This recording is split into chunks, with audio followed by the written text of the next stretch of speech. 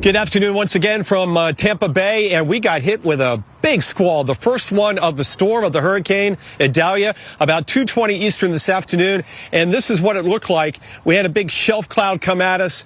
The sky was very ominous, and we saw this coming up from the south. It came up from southwest Florida, and then right over 275, right where I'm standing, and then for about 5 to 7 minutes, it was lights out, winds gusting 40 miles an hour, a lot of heavy rain and white caps, even a little water splashing over the seawall. And then this area behind me, all this water here you see here back live, this came rushing around the seawall and under the restaurant here.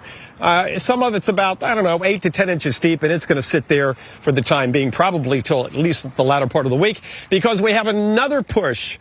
The storm surge warning. Here's Tampa Bay, Charles Peak with his drone up above, and you can see all the nooks and crannies, the idiosyncrasies, the harbors, the estuaries. So the water is going to get pushed up here with that southwest wind, Mike, especially later tonight into Wednesday and even Wednesday night. So it remains to be seen just how bad it gets. But right now we're thinking 4 to 7 feet, which is a pretty significant surge in this area. We'll see how it shakes out. We'll hope for the best, prepare for the worst in this situation. Zone A has been evacuated. That's the barrier islands. Mike? Yeah, thank you very much for the update there, Mike. And storm surge that they have not seen in quite a long time there in the Tampa-St. Pete area. It might catch a lot of people off guard, especially with a center that goes well off the shore from them. 90-mile-per-hour Category 1 hurricane right now. We'll get another update from the Hurricane Center in a little over an hour from now on with the latest wind speed and pressure, our movement as well. The hurricane hunters will be flying missions through this pretty much nonstop now through landfall.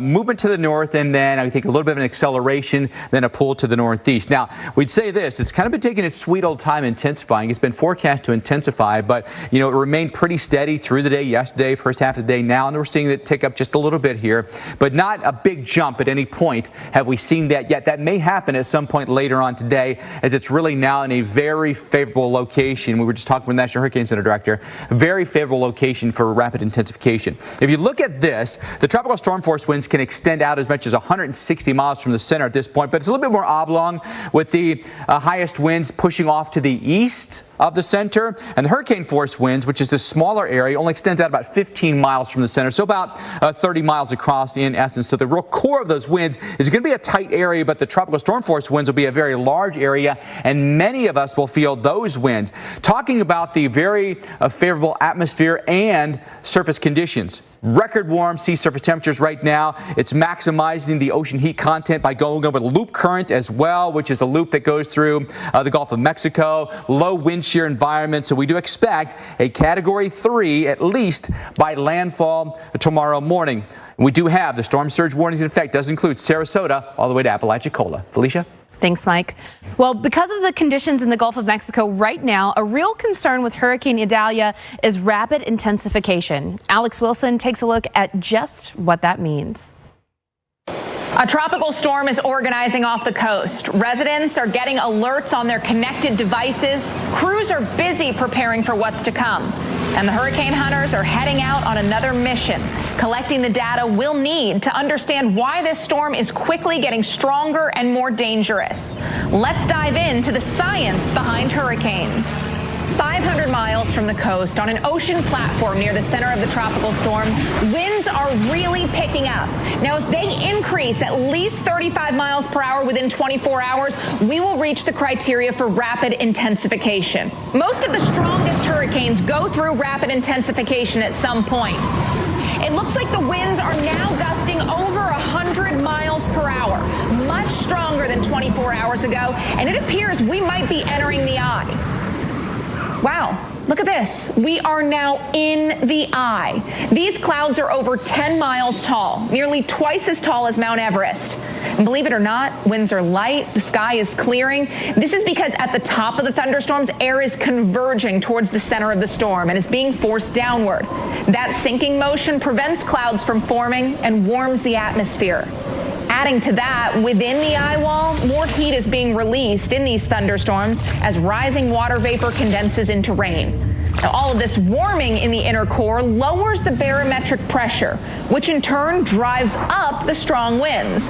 When all of these processes work efficiently under ideal conditions, a storm is able to rapidly intensify. And this has been happening more frequently, in part because climate change is warming the ocean, and hotter water provides more energy to fuel these massive storms. This can be especially dangerous when rapid intensification occurs shortly before landfall. Instead of dealing with a tropical storm, now a Category 3 hurricane is possible, capable of 40 times more damage. People are now at greater risk to strong winds and storm surge, but there may no longer be time to evacuate. That is why it is more important than ever to use the technology available to you to stay connected to the forecast, family, and friends, and to heed evacuation warnings ahead of any storm that threatens. Hundreds of millions of lives impacted. Look at the wind howling through here. Thousands of storms forecasted. 40 years of storytelling. And a former National Hurricane Center director. One trusted best-in-class expert team. America's most trusted news network. The Weather Channel.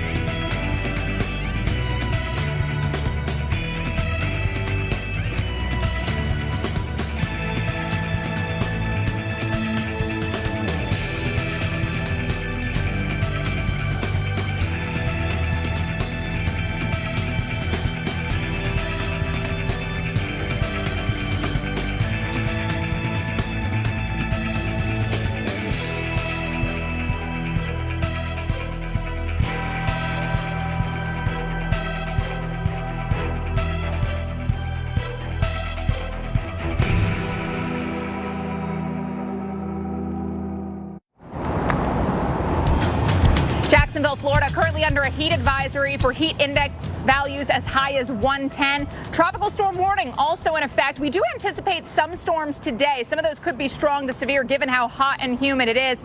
Tomorrow, Idalia really brings the impacts, the storms, the gusty winds, heavy rain in spots. Now, not expecting too much rainfall over here into Northeast Florida, probably keeping the average rainfall about an inch or less, but in those heavier downpours, those pockets of heavy rain, we could see some localized flooding. And one of the issues when it comes to Jacksonville is this. It's the St. Johns River. We've actually been watching dolphins in it. So it's an interesting river because you get a little seawater coming in. This river runs south to north. We get sometimes the push of ocean into the river. So that's why there's like a mix of fresh water and seawater and why dolphins can hang out in here. But the problem is when we also get that onshore push, you get a lot of rain coming down, and unfortunately, you have nowhere for that water to go. During Irma, we saw this walkway covered, some of the parking lots nearby also inundated with water. And one of the people that we talked to, a new resident here in Jacksonville, said he comes from an area with a long history of water, and that's his biggest concern when it comes to this storm.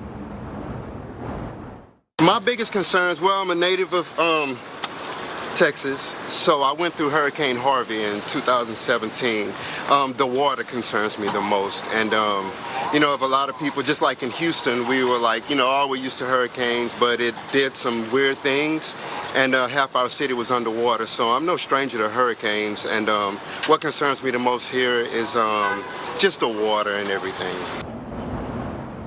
And in talking to the mayor and the emergency manager for Duval County, they said the best thing you can do, stay put during the storm. This is a very survivable event here in the Jacksonville area. If you just stay inside, stay off the roads, don't go over any flooded roadways, stay away from down power lines. Power outages, I think, will be an issue here as we get those tropical storm force wind gusts. So be prepared for power outages. Have the flashlights ready to go. We talked to Andre Ayub. He is the head of emergency management for Duval County. He said avoid using candles, use those generators properly. As long as we're doing the right thing, we are going to be okay out of this storm. Mike? You know, and kind of your point there, Alex, about being off the roads, right? Like I-10 is not a highway, or I-95. No. Those are not highways we want to be on tomorrow out of Jacksonville. No. No, you don't want to be on an interstate with heavy tropical downpours coming down. Not to mention the possibility is there for tornadoes in this area. So we are going to get some of those outer bands. We know these tropical systems can provide severe weather, tornadic thunderstorms. So again, being inside the best thing you can do for yourself. Schools are closed, government offices closed, and I'm hoping a lot of people are working from home as well. Yeah, be a smart move for sure. Alex, thank you. We'll have more with Alex coming up here in just a little bit on the show. You want to stay tuned for that hot day today for us across the southeast. So a little bit of rain, as she mentioned, might cool them off. It comes with other effects, obviously, but we've been really having a hot summer in Florida. Yeah, if it were just a little bit of rain, that would be fantastic, right. But we know that's not the case. We know a lot of people are having questions about this, so we're here to answer your hurricane questions about Idalia. You can tweet them to us at #hurricane questions. All right, so this one comes into us, and I'm curious to know if Franklin and Idalia can combine and come back to the East Coast. Thank you for your question. Not likely to happen. Hurricanes never combine. Generally what's going to happen is they do what's known as the Fujiwara effect, whereas if they were to come close to each other, they'd kind of spin around each other. We don't think that's going to happen here. Franklin, which is the easternmost storm, is probably going to go near Bermuda and then go out in the Atlantic, whereas different things happen with Idalia as it kind of makes a turn back toward the U.S. Now we are seeing that turn. So if you're seeing that talked about on social media, maybe you're seeing some people put out models that maybe they shouldn't, seeing that turn back toward the U.S. with Idalia. It's too far out to tell exactly what the storm is going to do. Now, right? So too anything far can out. happen. And I've gotten actually the question, can they combine a couple different times? So that is a question that people are wondering about, and that is not what we're expecting, and you don't typically see that. You don't see hurricanes combine and form like a Cat 6, you know, kind of, that doesn't happen. They basically spiral around each other. One may absorb the other or slingshot the other around, but they don't combine to create like a super hurricane. That's just not something that can happen meteorologically. In this case, Franklin goes away, and then Idalia just kind of meanders. Yeah. We'll see what happens with it. It's going to be under the influence of Bermuda High. So where does it get pushed to? What intensity is it later next week? Yeah. We'll find out. And that's the main reason. Some people are like, well, why aren't you guys talking about that circling back around? Well, because we got to get through this landfall. We want to make sure everyone that's dealing with this, hopefully only round, but possibly first round of Idalia, gets completely through this. And then we'll look at that as we get a little bit closer. Still too far out to tell what the storm's going to end up doing. Not unprecedented to have that happen, though. We've seen that in the past. I mean, Hurricane Ivan went all the way up off the East Coast and then came right back around again, made another landfall. We've got complete coverage for you. Teams spread out across the southeast for you. 12 different meteorologists and reporters out there. And we're back after this. Hurricane Idalia continues to strengthen in the Gulf of Mexico, and the window to get ready is rapidly closing. Idalia forecast to be a major hurricane when it strikes Florida's Gulf Coast tomorrow. Conditions expected to deteriorate very quickly. Now we have live team coverage throughout Weather Underground with meteorologists spread out across Florida. Mike Seidel live in Tampa, Jackie Jarris live in Gainesville, and Alex Wilson live from Jacksonville. Hey, Alex.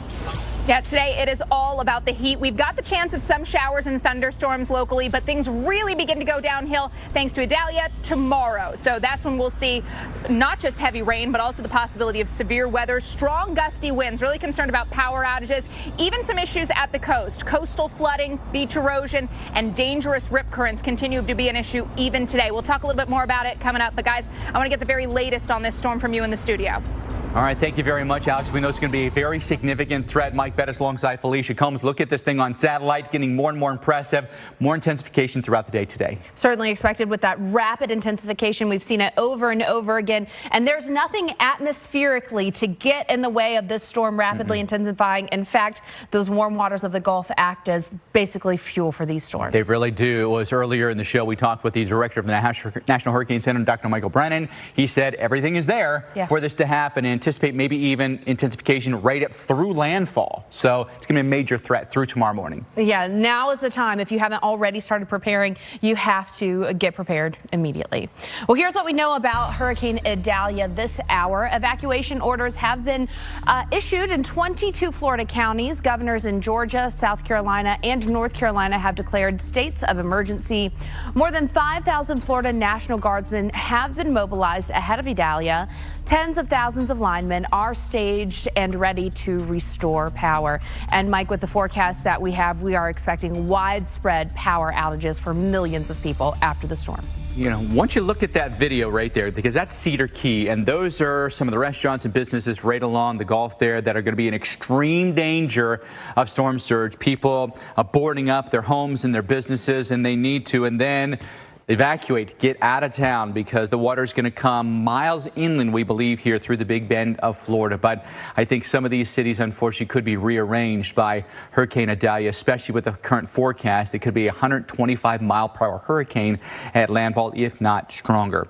90 miles per hour right now. So we've got a Category 1 hurricane, mid-grade Category 1 hurricane, 974 millibars, north movement at 15 miles per hour. You can see some of the outer bands up in here that have produced some severe weather for us today, and there will be a tornado threat. You can see the convective band up in here. One of those bands came through Tampa. Mike Seidel was talking about it. It got really rough, 6-7 minutes, and then it was gone. So we were showing you a satellite image before this one. Now we're showing you the radar image. So this is land-based, and the radar beam shoots out and shows you all the precipitation that's falling from those clouds. You can see the velocities as well. You can see where the center of circulation, it's right in there. It looks like a little tiny pinhole of an eye is trying to form here. We haven't seen that on satellite yet, but more indications on radar than on satellite. All right, so some of the storms have cleared you in Naples and Fort Myers. Now Belglade back toward Okeechobee will be at risk for some thunderstorms. Some pretty good convective thunderstorms there with a risk for some high winds and maybe even brief tornado touchdowns as well. They're going to happen very quickly. A lot of times these things spin down in just a matter of seconds and then they're gone.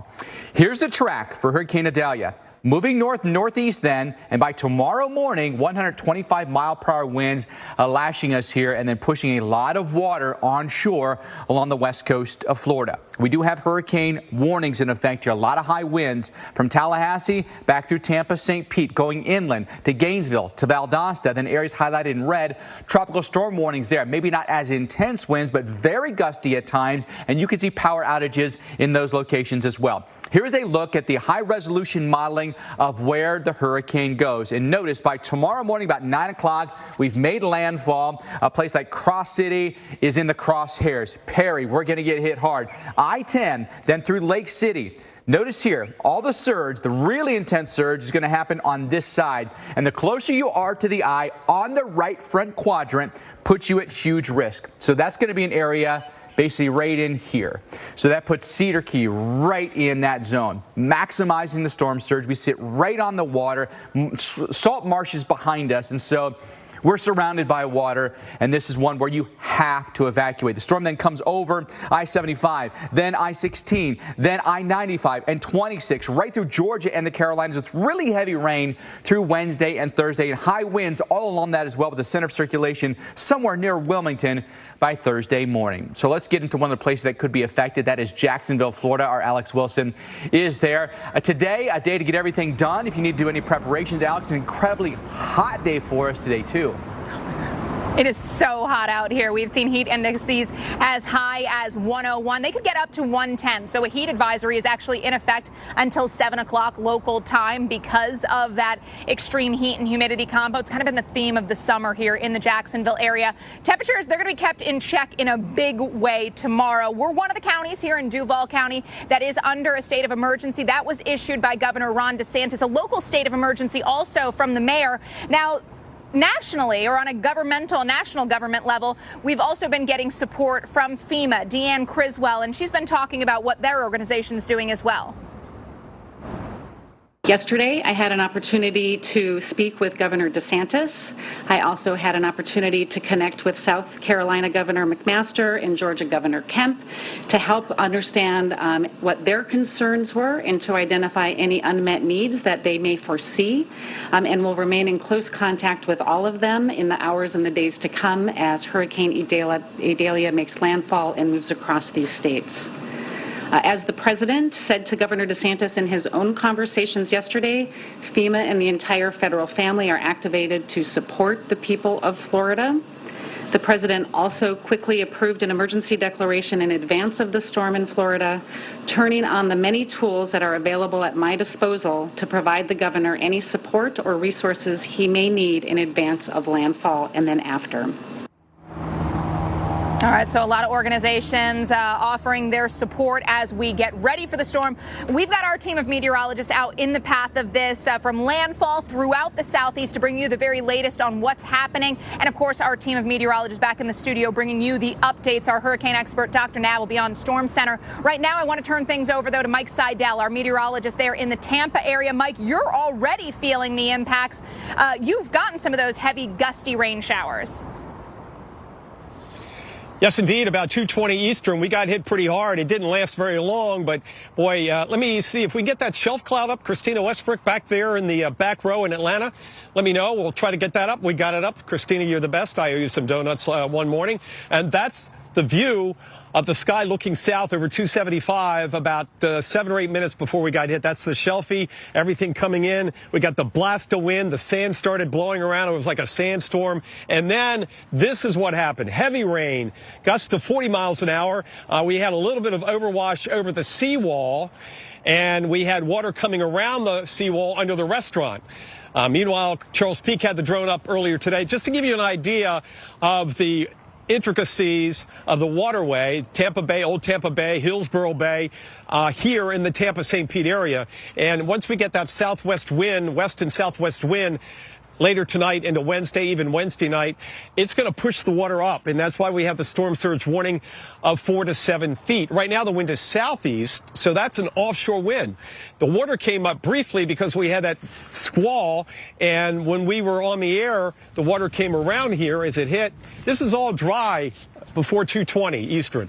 Now we've got this pool. You often see this on beaches as the tide goes out. It's not an oxbow lake, of course, but this water is going to sit here. It has nowhere to go. We're not going to get much evaporation, and we'll have more water coming around that seawall guaranteed later tonight and tomorrow, just depending on how high the surge is. On the radar, we have some storms coming our way from southwest Florida, but they are weakening. Certainly not very heavy rain anymore. We may get another shower or two in the next hour or so, but again, it's going to be later on tonight as those outer bands come in, Bettis, and we see what kind of wind we will get out of those. I suspect at least a 50-mile-an-hour gust, if not 60. That's really the question right now. How close do those bands get to us with the storm going offshore later on tonight? Right now, it's about 200 miles, plus or minus, to the west of Marco Island. And then we'll see how the surge turns out. Hope for the best. You prepare for the worst, run from the water, and hide from the wind. That's what we say here at the Weather Channel. Mike, thank you very much for the update. Could be a very high-impact event, I think, to a lot of people's surprise there in Tampa and St. Pete. So appreciate the report so far this afternoon, and more from Mike still to come. Want to update you on what the surge is going to do for us here along the west coast of Florida, and then up through, say, Sarasota, St. Pete, Tampa, Cedar Key, over toward Apalachicola, some of the most surge-prone coastlines in America. And some of these areas could take on several feet of water. In fact, for some places, the water could be over the first floor of buildings, could potentially even threaten second stories of buildings. Want to go down to Cedar Key Bend of Florida, and then it's surrounded by marshes in behind. Above 9 feet is in the forecast, and I'm going to focus on an area down to the bottom of your screen there. It's an area between A, B, C, and D streets, and then 1st, 2nd, and 3rd Street. So we're going to zoom down to C Street, where the forecast is for above 9 feet of water. We have some new exclusive flood FX simulation of surge in this area of Cedar Key. And I'm going to point out a couple of things before we begin to animate this for you, okay? We're looking northbound here. We showed the orientation there on the previous map. We've got condo rentals down here. This is C Street right here. This is 1st Street, and then 2nd Street, and then 3rd Street from there. Couple other things to point out. The fire station is right here. Behind that, City Hall and the police department. The public library is right here. These are the Sea Spray townhomes, and then rental homes right here. The water is going to come from the bottom of your screen or from the south in the Gulf of Mexico and come northbound with the right front quadrant hit anticipated here in Cedar Key. What will that mean with a forecast of above 9 feet of storm surge? 1st Street goes underwater. Fire department underwater. The townhomes underwater. Liquor store here underwater. Water goes back beyond 2nd Street. Still very high here. Goes to 3rd and then connects with the marsh. So it all becomes one body of water.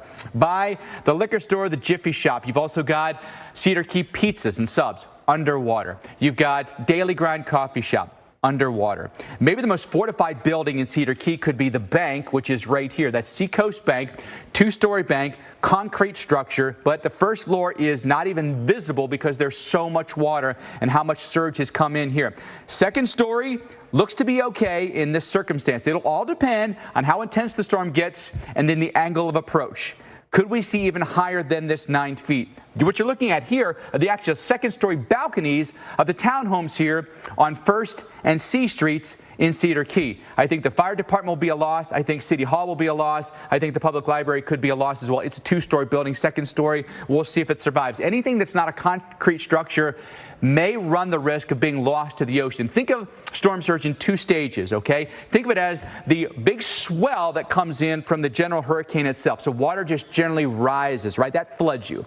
And then on top of that, you've got wind-driven waves. And so that churns everything up. That does the destruction. So you flood and then you destroy with the nature of storm surge. And so I think a lot of places along Dock Street, those businesses may unfortunately succumb to the ocean. They may not even exist.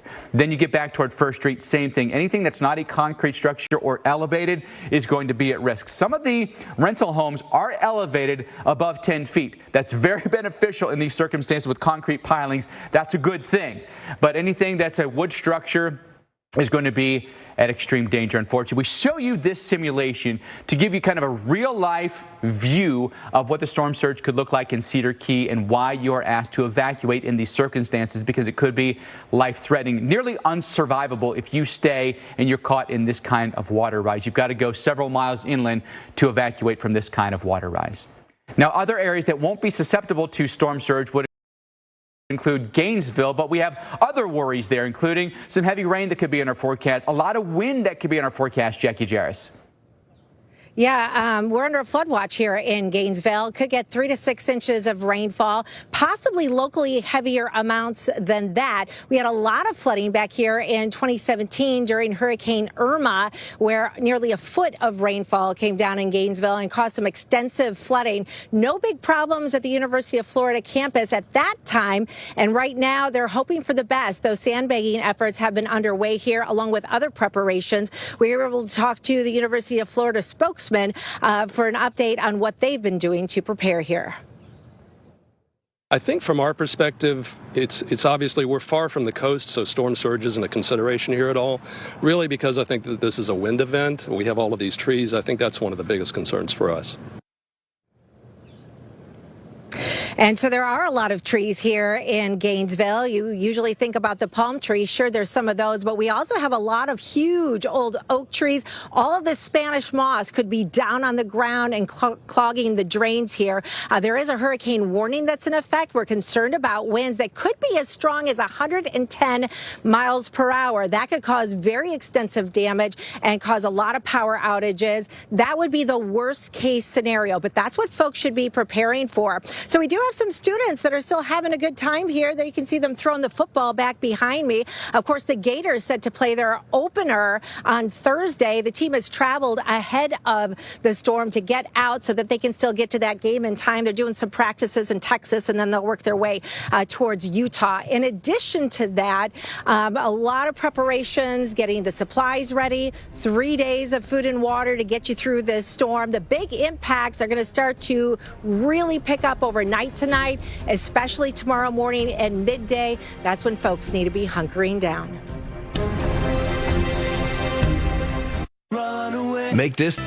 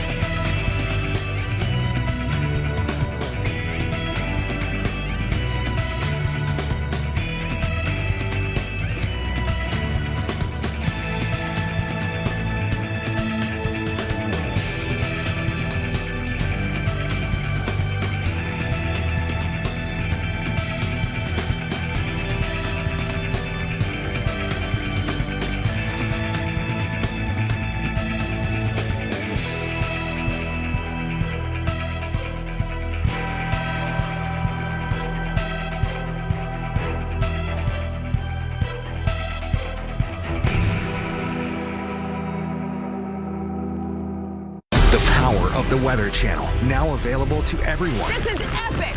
Trusted live coverage when it matters most is now yours to stream with the Weather Channel TV app, real-time radar, and maps that let you track all the action. Let's get into the detail of Personalization, customization, hundreds of hours of your favorite shows, and so much more. There's never been a better way for everyone to watch the Weather Channel. Available now on these platforms. Download now to start your free 7-day trial.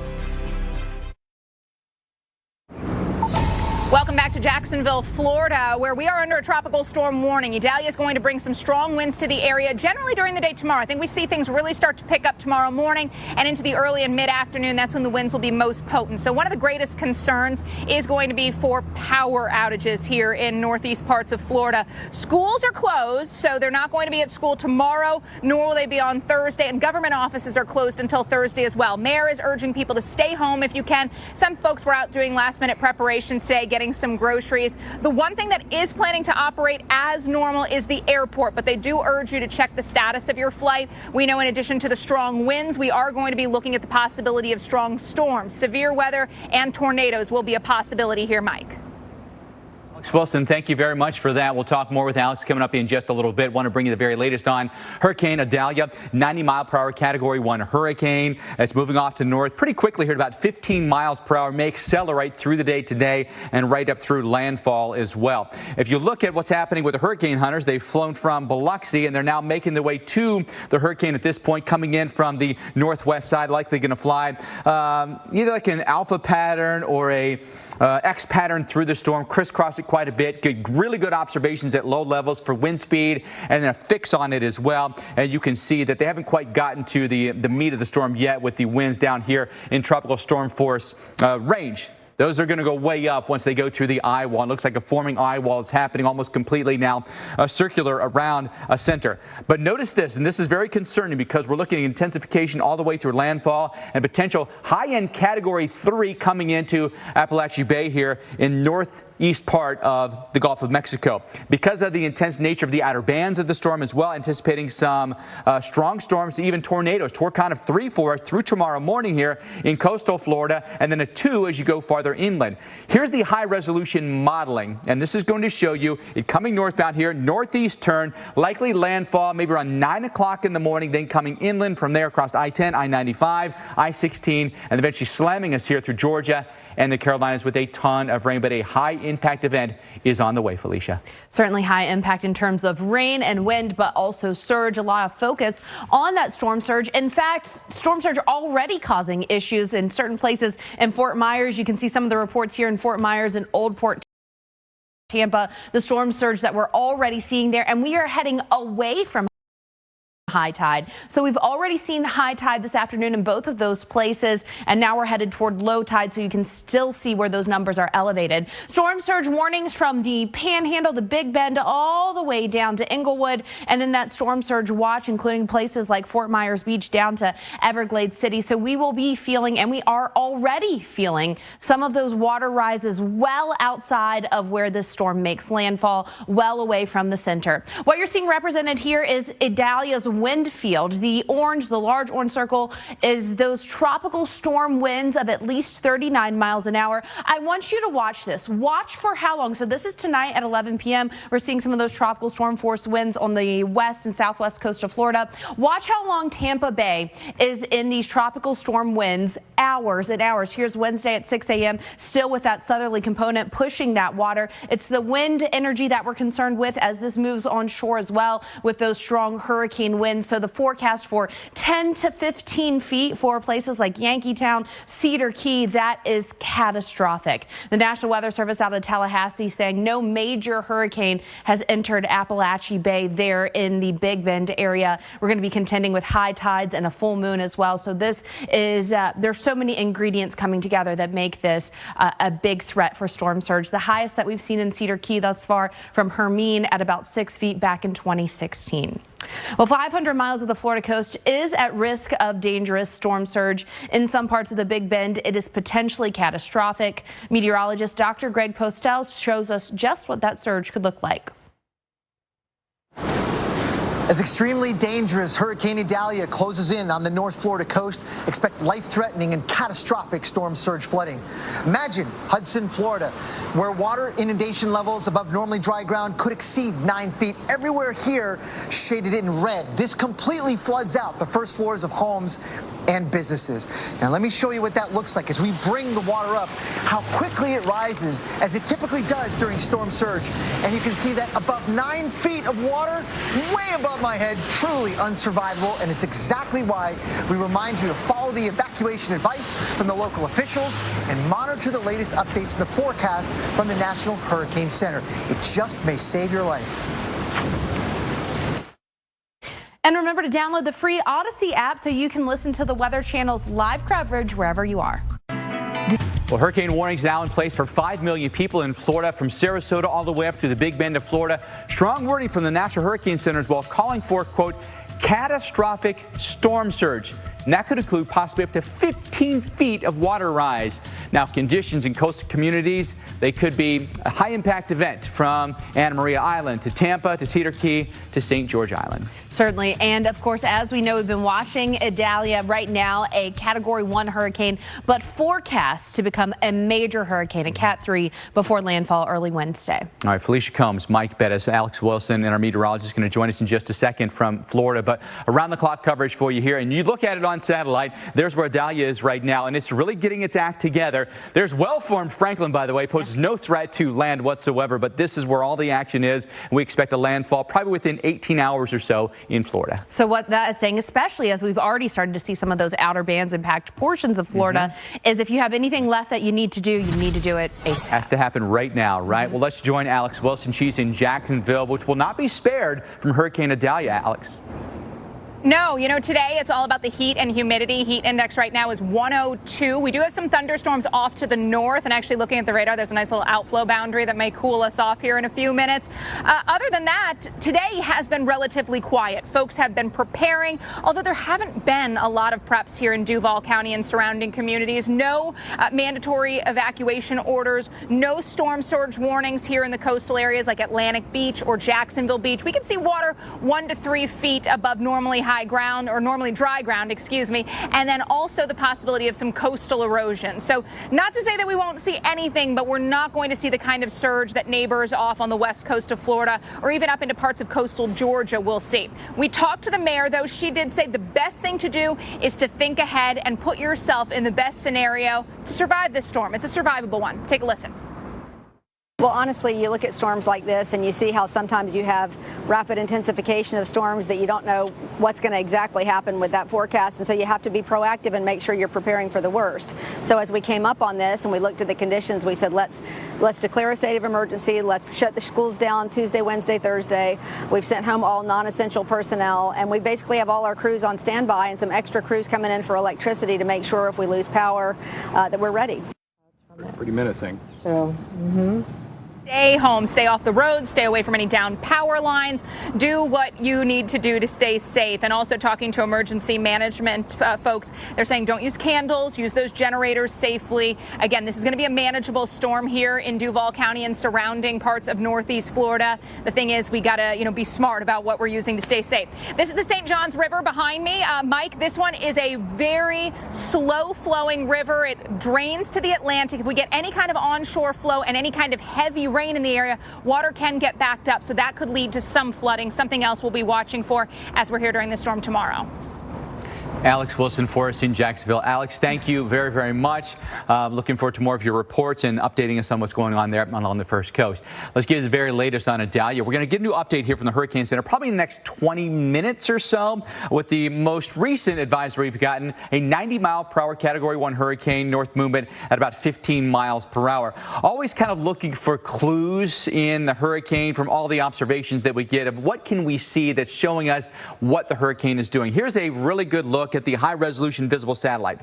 What I'm going to point out is right in the dead center. Do you see how it's getting a little rough in there? You see how it kind of looks like a little cauliflower in there? And I'm going to highlight it in those areas. That's where the big, tall thunderstorms are now forming around the center of circulation. It's almost completely enclosed in a circle. Open here, it looks like to the northwest side. All right.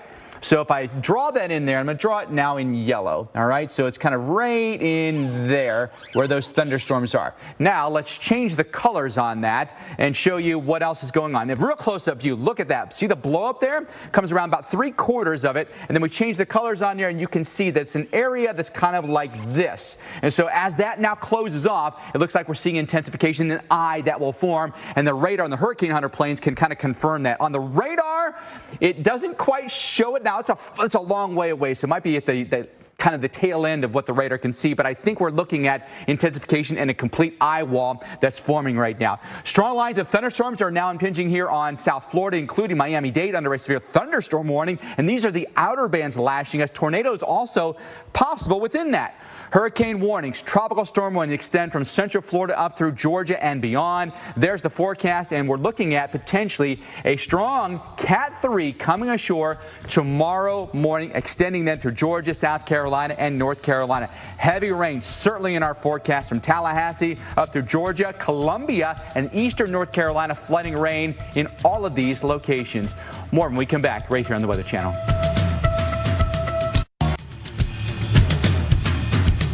The first signs of Hurricane Idalia making its presence here in Gainesville, Florida. Those clouds that you see there are the very edges of some of the high, thin clouds that are moving in.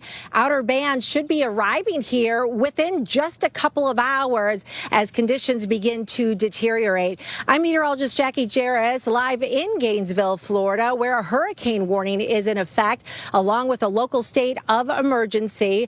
Schools closed here, including the University of Florida campus where I am standing, but government offices are also closed. So you see the big, beautiful trees back behind me, and that's one of the biggest concerns with Idalia is that the powerful winds are going to come through here, downing trees, downing large limbs, leading to property damage as well as some power outages. That will be the big concern. The last time these trees have been challenged was in Hurricane Irma back in 2017. And winds were clocked at 90 miles per hour then. Now, the official forecast having us being prepared for at least 110. So that could be worse. And Irma brought tens of thousands of customers without power. The hurricane warning staying in place, Bettis. We think conditions will deteriorate here tonight, and the peak of the storm comes in tomorrow morning. We may have some flood concerns, too, with the heavy downpours, about 3 to 6 inches of rain in the forecast.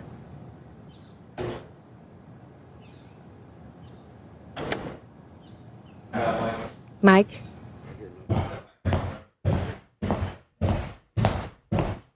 Yeah, so you can see what's happening here. We've got the rain that's going to be spreading through the coastal Carolinas as well. So that is definitely going to be one of the bigger problems. And then the storm surge. You can see some of these numbers. Storm surge flooding from places like Cedar Key. This is some of the numbers that you've seen.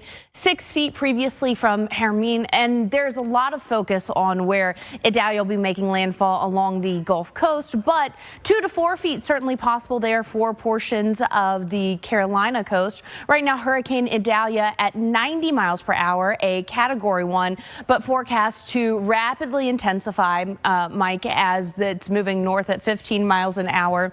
And this is what we're looking at, Idalia's forecast wind field. So what you're seeing here might not be intuitive upon first glance, but the orange is indicative of tropical storm force winds. The red in the center, those are the more severe winds, and then hurricane winds up above 74 miles an hour, 74 plus in the purple. So you can see that moving through, making landfall early Wednesday and then progressing across the southeast coast, impacting the coastal Carolinas on Thursday. The storm surge warnings and storm surge watches stretching from the Big Bend region of Florida all the way down to Inglewood. And then you can see our storm surge watches that we have up as well. Here are some of the numbers that we're looking at. We've already had some flooding issues in places like Fort Myers Beach, 4 to 7 feet of storm surge possible in the Tampa Bay area. And then, of course, you can see some of our very big numbers there, some of the catastrophic numbers when you're talking about 10 to 15 feet, certainly possible there off of Appalachia Bay. Well, because of the conditions in the Gulf of Mexico right now, a real concern with Hurricane Idalia is rapid intensification. Alex Wilson takes a look at just what that means. A tropical storm is organizing off the coast. Residents are getting alerts on their connected devices. Crews are busy preparing for what's to come. And the hurricane hunters are heading out on another mission, collecting the data we'll need to understand why this storm is quickly getting stronger and more dangerous. Let's dive into the science behind hurricanes. 500 miles from the coast, on an ocean platform near the center of the tropical storm, winds are really picking up. Now, if they increase at least 35 miles per hour within 24 hours, we will reach the criteria for rapid intensification. Most of the strongest hurricanes go through rapid intensification at some point. It looks like the winds are now gusting over 100 miles per hour, much stronger than 24 hours ago, and it appears we might be entering the eye. Wow, look at this. We are now in the eye. These clouds are over 10 miles tall, nearly twice as tall as Mount Everest. And believe it or not, winds are light, the sky is clearing. This is because at the top of the thunderstorms, air is converging towards the center of the storm and is being forced downward. That sinking motion prevents clouds from forming and warms the atmosphere. Adding to that, within the eye wall, more heat is being released in these thunderstorms as rising water vapor condenses into rain. Now, all of this warming in the inner core lowers the barometric pressure, which in turn drives up the strong winds. When all of these processes work efficiently under ideal conditions, a storm is able to rapidly intensify. And this has been happening more frequently, in part because climate change is warming the ocean, and hotter water provides more energy to fuel these massive storms. This can be especially dangerous when rapid intensification occurs shortly before landfall. Instead of dealing with a tropical storm, now a Category 3 hurricane is possible, capable of 40 times more damage. People are now at greater risk to strong winds and storm surge, but there may no longer be time to evacuate. That is why it is more important than ever to use the technology available to you to stay connected to the forecast, family, and friends, and to heed evacuation warnings ahead of any storm that threatens. Look at the wind howling through here. Thousands of storms forecasted, 40 years of storytelling, and a former National Hurricane Center director. One trusted best-in-class expert team. America's most trusted news network, the Weather Channel.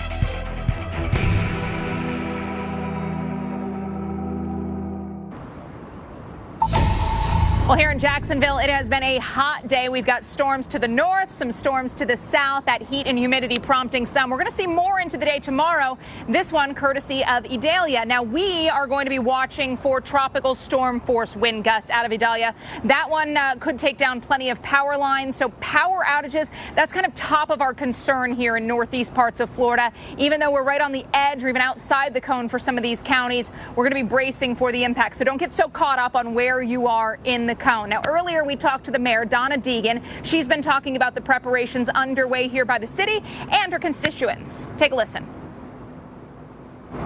Well, I just like for them to pay attention to all the alerts. We are constantly sending out information. We have an app called Jack's Ready that people can get all the latest information on shelters and buses and anything else they might need. And then we just want them to stay home if they possibly can. I think most businesses have said stay home, and so we're hoping people will mind that. Awesome. And we really don't want them to go in the water. That's the big thing. We've got some bad rip currents from when Franklin came by. And so with the addition of this, if we could just caution folks to please stay out of the water, that would help us a lot. Yeah, the rip current statements have been up today. They will continue to be up. Coastal erosion and rough surf will be something else we'll be watching for. Now, in terms of storm surge, we don't have any warnings in places like Atlantic Beach or Jacksonville Beach. There we could see at least some surge, though, probably 1 to 3 feet above normally dry ground. So not enough to get those storm surge warnings. But obviously, I've been talking to some people who live in that area. They're saying they're always bracing for the coastal erosion that they saw out of last year's storms as well. Rainfall rates should be generally kept in check across the area. We're not forecasting the huge totals that we're going to see off to the west. I think for most of this area, probably an inch or less. With that said, you get a few thunderstorms move through, and that could make those totals higher in spots. So I do think isolated heavy rain and isolated flooding will be something that we've got to watch for. Severe weather will also be a concern, not just today. Again, out of our storms today, I think we could see some gusty, damaging winds. But Mike, once we know this storm moves closer to us, this could bring us the possibility of some of those rotating thunderstorms. So tornado threat will be present tomorrow. But again, the wind will be the greatest concern. We do have schools closed through Thursday. So they've been closed today, closed tomorrow, closed again on Thursday. Government offices are closed through Thursday. One thing that will be operating, or at least the plan is to operate as normal, is the airport. So they want to keep operations going. But obviously tomorrow I would be checking in on the status of that flight. Yeah, and the thing about it is, looking at that forecast, Alex, I-10 in particular between Jacksonville and Tallahassee looks really rough tomorrow. Oh, yeah. Yeah, like Lake City, I would not be traveling that stretch of roads. A lot of trees down. You know, recently we did see some trees come down, and so we're going to be watching for that again. All right, Alex Wilson for us in Jacksonville. Alex, thank you very much for that. Obviously, a lot of concerns with this, whether it be you're traveling, whether you're staying at home, and you're just worried about your property, what's going to happen while you're hunkered down. It's going to be a really nervous time for a lot of people. Oh, yeah, and definitely a lot of people worried about what is going to happen and hoping that those forecasts don't verify. But I will tell you that when the National Hurricane Center, we spoke with the director earlier, when they put out these forecasts, they put it out using the best knowledge that they have and need to take them seriously. So if you're in the area where we're talking about possibly 10 to 15 feet of storm surge, you want to heed that. You've got to get out of the way. Yeah. You've got to get out of the way of something like that. We're going to get a new update here from the Hurricane Center any second now, just waiting for that. This was the advisory at 2 o'clock with a 90-mile-per-hour hurricane, a north movement of 15. Still anticipating that rapid intensification to happen today and maybe a Cat 3, maybe stronger at landfall, but the storm surge is what everyone's talking about here on the Gulf Coast. Such a vulnerable surge coastline. Yeah, you have that wide, shallow shelf there in the Gulf Coast of Florida, which makes it great if you're just going to the beach and you're not dealing with a storm. But that makes it particularly vulnerable to the storm surge and that concave coastline where Idalia will be approaching another factor. Catches all the water, right? Middle of the night, you're probably going to get some really strong storm surge here.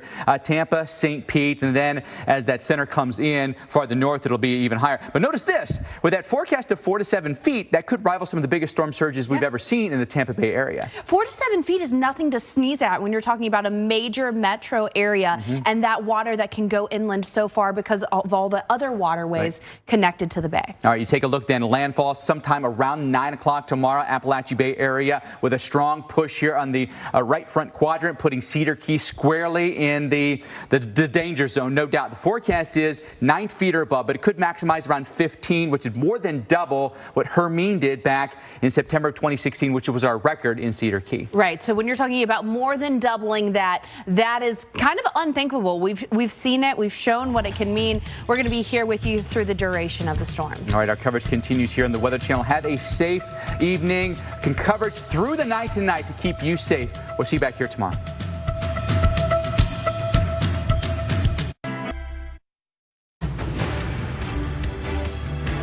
Hurricane Idalia in the process of intensifying. Rapidly, we anticipate will be the end result by the time it makes landfall tomorrow morning in the northeast Gulf of Mexico. Will be a major hurricane, Category 3 or 4. Max winds are now up to 100 miles per hour. That's a Category 2. Pressure's at 972. Now, look at that forward speed. It is moving a good bit faster. So between now and landfall tomorrow morning, which is only about a half of a day away, it's going to get stronger, and it's going to be going a little bit faster and gradually be turning to the right.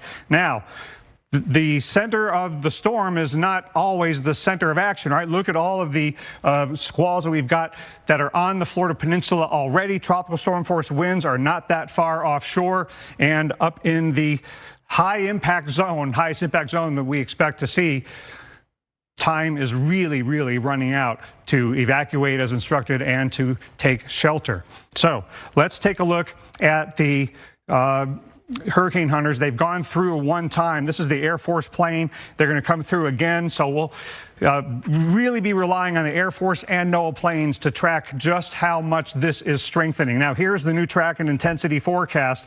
Now, realize that the Hurricane Center puts out forecast points for every 12 hours. So this is valid at 2 a.m. Eastern time overnight tonight, and this is valid at 2 p.m. tomorrow afternoon. They don't put a specific forecast location and intensity for landfall, but I would be very surprised pleasantly if it doesn't get stronger than 115 miles an hour. It'd be nice if it would stop there, but I'm afraid it will get stronger than that before it comes ashore. So we got to be planning. This is Cat 3, but we should be planning for the possibility this reaches Category 4 or gets close to it as it comes ashore. And again, the impacts will extend way outside the cone. And this is a high confidence track in general, so it will be going very close to the southeastern coast of the U.S., and we're going to have tremendous impacts in inland areas. Here's the center of circulation. You can see pretty clearly on the radar. And look at all these thunderstorms that are now over the Florida Peninsula. A number of severe thunderstorm warnings out in those outer bands,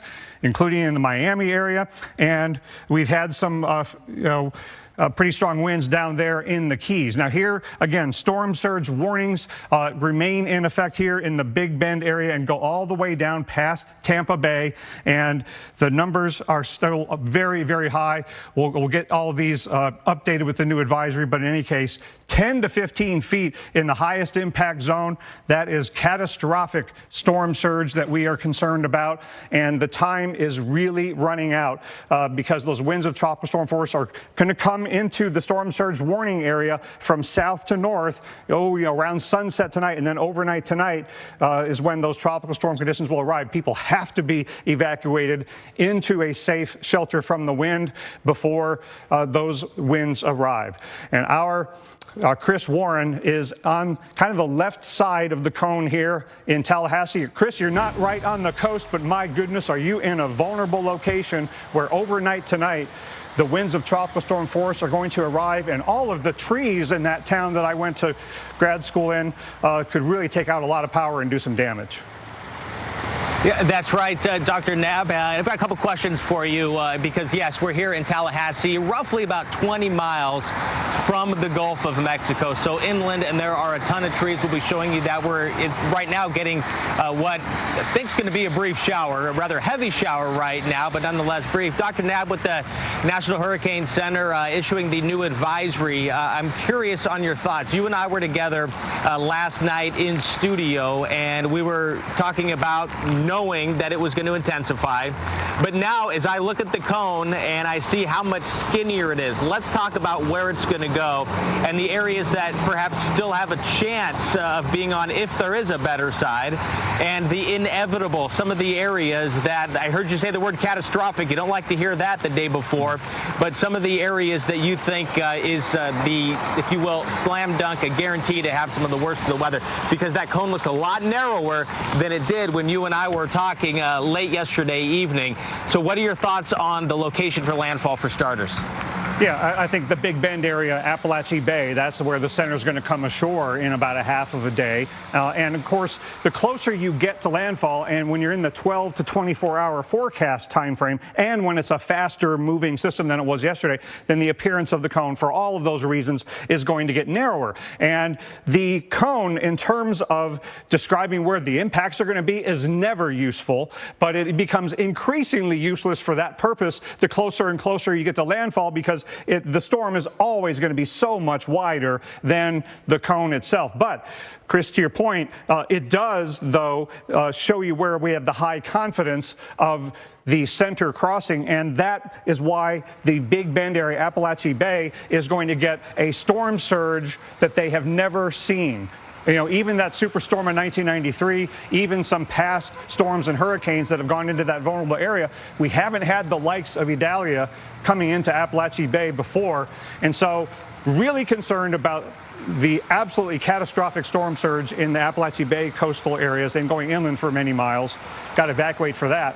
But where you are in Tallahassee, this is going to be close to, if not right over, that area where the center goes. And so hurricane conditions coming into Tallahassee, that could do a lot of damage.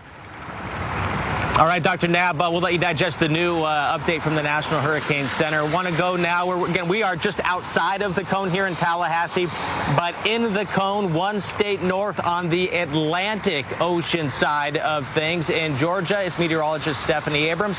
Want to bring in Stephanie right now. She's joining us live from Savannah. Hello, Stephanie.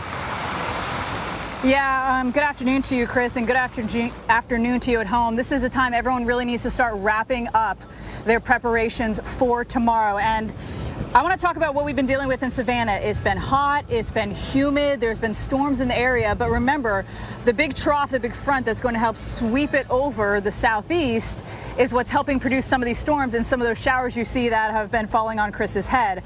As we head into tomorrow is the day for everyone. It's moving very quickly, 16 miles an hour, so it'll make landfall in Florida and then race through the Sunshine State here into the Peach State and makes its way into the Carolinas as well. When it does that, it will bring winds 30, 40, 50, maybe even gusting to 70 miles an hour. And here in Savannah, I think one of the biggest issues could be branches breaking. Of course, we have the beautiful oaks that arch over the roads and whatnot. A lot of those have been standing for 100 years or more. I'm worried about some of those branches that maybe aren't quite stable. The water behind me, well, that is also going to help enhance all of the rain that we have. We have the Savannah River behind me, and the showers will be coming through the afternoon into the evening and clearing out. That's the one positive with this thing, is that it's moving really, really quickly, so it'll get in and get out. But we still could have some very heavy rainfall, especially inland, in that 6 to 7 inch range for some of us. So flooding is a possibility. There are flood advisories that are posted here, along with the surge and the tropical storm warnings that we have here along the coast. Power outages are going to be a major issue as well. I think that could be a big problem here in Savannah too. Even if we just get some gusty winds, power could be a problem, and that's really what you should be prepared for here in the coastal Georgia area and inland as well. The surge here about 2 to 4 feet, and coming up I'm going to show you the river. We're going to look over the edge and show you that we have plenty of room for the water to rise. I spoke to a local, when's the last time this area flooded, and then we're going to get up and walk around and show you the scenes here in Savannah. Are people preparing or aren't they? The answer to that is coming up in just a little bit. But first, I want to bring back Chris Warren and also Dr. Rick Knabb to talk about that surge, because it's all about wind direction. And Dr. Knabb, I was talking to a police officer here who's been here since '86. He said they did have a water rise here with Matthew, but remember, that's because when it was coming up, we got that east wind pushing up the Savannah River. So it's all about that wind direction when it comes to surge for us here on the southeast coast.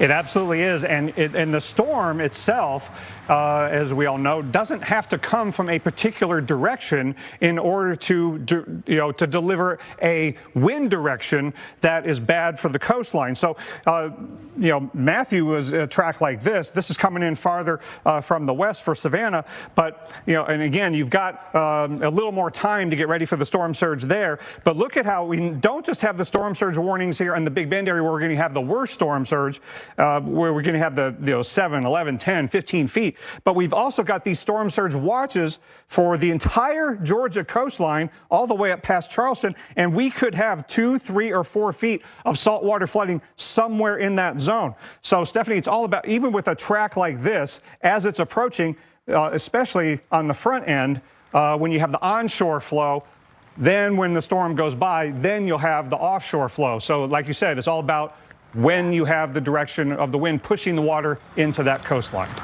And speaking of that offshore flow, Chris Warren, of course, who is in Tallahassee, who is going to be on the west side of this. Chris, you're going to have that offshore push in those coastal areas south of the capital there of Florida.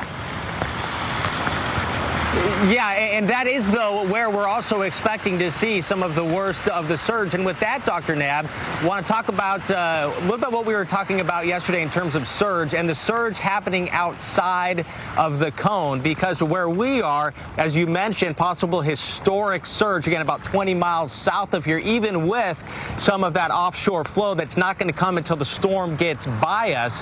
But that being said, we're very close to the cone. How far south of the edge of the cone do you think there will be evacuation needed storm surge flooding?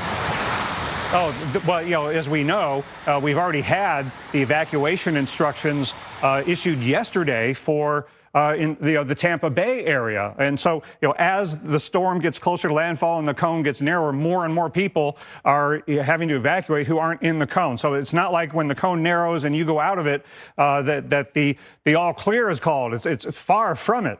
So there's going to be a huge area either side of the cone that gets the storm surge warning and gets those tropical storm force winds arriving in the next few hours, meaning you got to get out really soon. So look at how far west over past Apalachicola and how far south down past Sarasota the storm surge warnings go, and that's just on the Gulf Coast.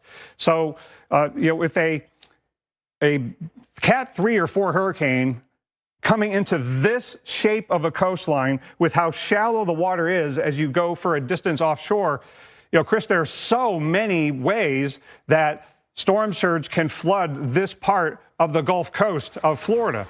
And we had it happen in the superstorm in '93. We've had it happen with even tropical storms that sat offshore or went close by offshore. This is an unprecedented major hurricane event that we're about to experience in Appalachia Bay. So I think a lot of people will be shocked to see how many areas flood with several feet of salt water, blocks, even miles from the immediate Gulf shoreline. And Dr. Knabb and Chris, I don't know if you saw this yet. I did just see on social media just recently Fort Myers Beach getting that overwash already, which would make sense with the push north and those bands coming in, pushing that water. Now, obviously nothing compared to Ian down there, right, but they are already starting to see that push. Oh, absolutely. And, you put any kind of significant low pressure system into the eastern Gulf of Mexico, a lot of people are going to experience some water rise, and you put a hurricane into the eastern Gulf, and a lot of you are going to experience significant water rise. And again, like you said, Steph, Fort Myers Beach is not going to get an Ian, but they still could, in some spots in this yellow area that includes Fort Myers Beach, get 2, 3, or 4 feet of saltwater flooding above normally dry ground. And so when you've got a storm surge watch in effect, that means the possibility of life-threatening surge in some spots all the way that far south. So with a hurricane out in here, the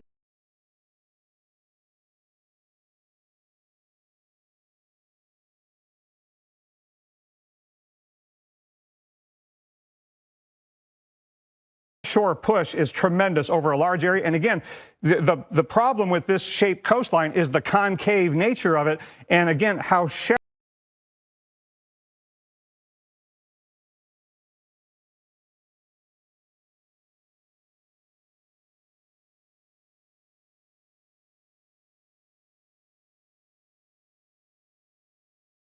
vulnerable areas in the world.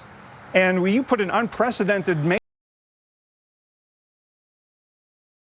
course of the day today, even especially from last night, the ocean or the Gulf waters that is covered is rather remarkable compared to the stationary nature a couple days ago.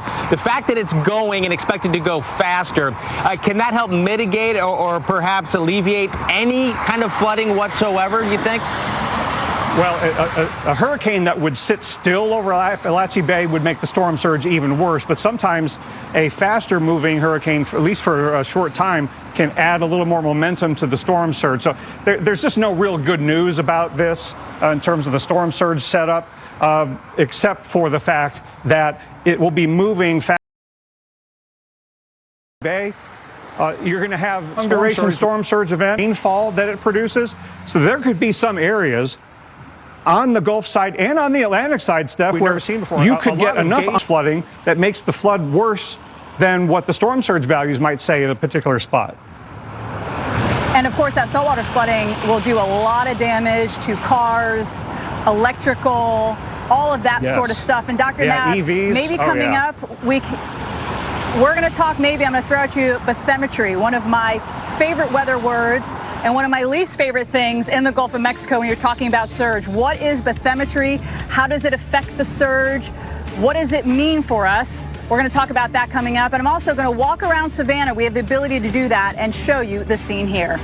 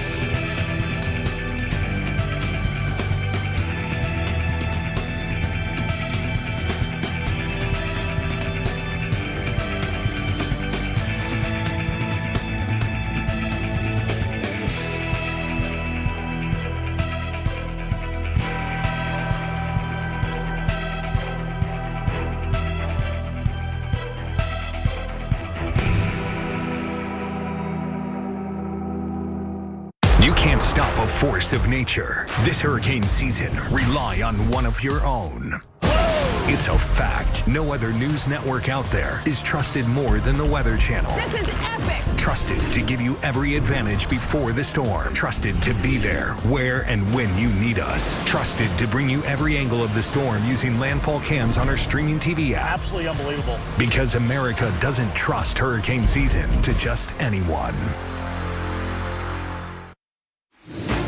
I think from our perspective, it's obviously we're far from the coast, so storm surge isn't a consideration here at all. Really, because I think that this is a wind event. We have all of these trees. I think that's one of the biggest concerns for us. That absolutely is one of the biggest concerns here. I'm meteorologist Chris Warren, live in Tallahassee, Florida State University, just down the road. And yes, a lot of these big, beautiful trees. We'll take a look at those, some of those coming up in just a little bit. But yeah, about 20 miles to the south is where the Gulf of Mexico is. That's where the storm surge potentially could be historic. But here, about 20, 25 miles inland, it is definitely going to be the wind. Think about this. Here at the state capitol in Tallahassee, there's a hurricane warning. So hurricane conditions are expected. Could see some strong, damaging wind gusts. And with the winds, as the storms are going by, as the hurricane, I should say, is going by, there may be embedded thunderstorms that could have some quick spin-ups as well. But the winds are going to be initially coming in from the east and then turning to come in from the north and then finishing off to the northwest or west. So some of these trees getting it very, very heavy winds, strong winds from different directions. So I want to bring back our hurricane expert and former director of the National Hurricane Center, Dr. Rick Knapp. And Dr. Knapp, talking about the winds and starting off here in Tallahassee, of course, you're extremely familiar with. And I remember the first time I came here, just marveled at just how beautiful it is, all the Spanish moss and these live oaks. It's gorgeous. But I remember I came here before Michael. I went down to Hurricane Michael. I went down to Apalachicola and then drove back up here. And I remember thinking how far inland the tree damage was. Driving back up from the Gulf and seeing tree damage that was as extensive and dramatic as tornado damage. What are your thoughts about how much of this hurricane could have momentum to bring that significant tree damage inland? Well, having lived there when Hurricane Opal was approaching in '95, I was always very concerned about what the numerous and tall trees in the Tallahassee area could do in terms of damage. And Chris, one quick thought that comes to my mind, if I'm sheltering in Tallahassee during this event, during the height of it, I'm going to shelter like I would for a tornado because of trees could come down onto structures. Now we're going to go to our Jeff Morrow because we have some impacts that are far from the center, Jeff. That's exactly right. Well, hurricane season obviously now in full swing, and those in hurricane-prone areas like where Chris was know how important it is to be prepared before, during, and after a storm. Meteorologist Reynolds Wolf talks with one lifelong Florida resident who decided to install a standby generator, and it was just in the nick of time. Rex, hard to believe the last time we were here, we were talking about you installing this generator, and who knew that you'd be tested this quickly in the same season? Well, not me, because you may not even get a hurricane during the season, but we had one. A month later, Ian came up, and it was a wicked storm, as everybody knows. We have breaking news. We now have a landfall of Hurricane Ian as a Category 4 hurricane. Our first trial of our Generac generator, we lost the electric, and this is the first time the generator firing up. Oh! I never lost my electric. 15 seconds, that was it. And I'm back online. AC was on. Here is the eye. I was back watching the position of where the hurricane was, and it's great. It's awesome. I've gotten used to all my comforts, and I like my comforts. You can ask my cats, because what do you do with cats? I got 3 cats. Where am I supposed to take them? They're at home. They're sitting in my lap, in the air conditioning, enjoying it, watching the Weather Channel with me. I don't know if you can hear in the background, but I have electric when nobody else does. So I walked outside, generator's running, and I looked around and saw it was all black. And I was looking, there was no lights. And And then I saw my house. Like it's on fire inside. The lights, every window was lit up. I mean, a bright white light. Look at that, you know. It was a nice thing to see. But it's more than just power inside the home, right? It keeps you connected to the outside world. And we were able to call because we can now talk between each other. We can email each other. Okay, Rex, the power goes out. How does that start working? Propane. You want to see it? Yeah, let's do it. Absolutely. So that's it, underground? That's it. It's all underground. Now, how big of a tank are we talking about? It's a 500-gallon tank. And that lasts how long? Oh, a lot of days. Many, many, many days. Lasted our whole event. So, Rex, all of this together, it's the power of security, isn't it? You're 100% prepared. I'm not fearful of anything that comes towards me now. I'm ready for it. I know what's going to happen. It's happened already, and it was just wonderful. Brightness all the way to the horizon. All the way. All the way.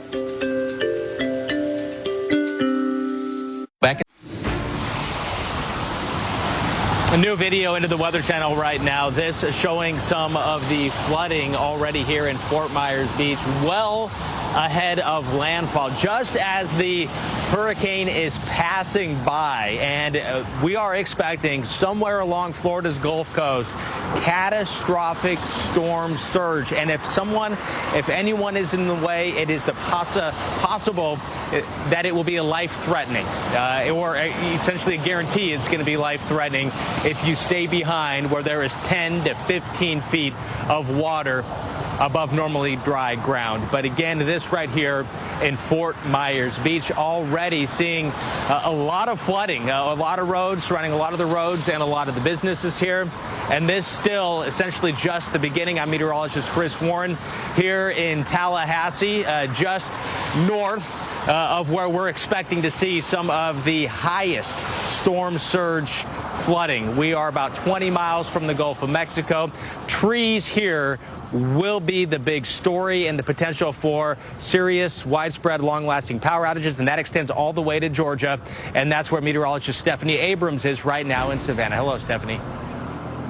Hey, Chris, what kind of preparations have you seen, if any, around the Tallahassee area?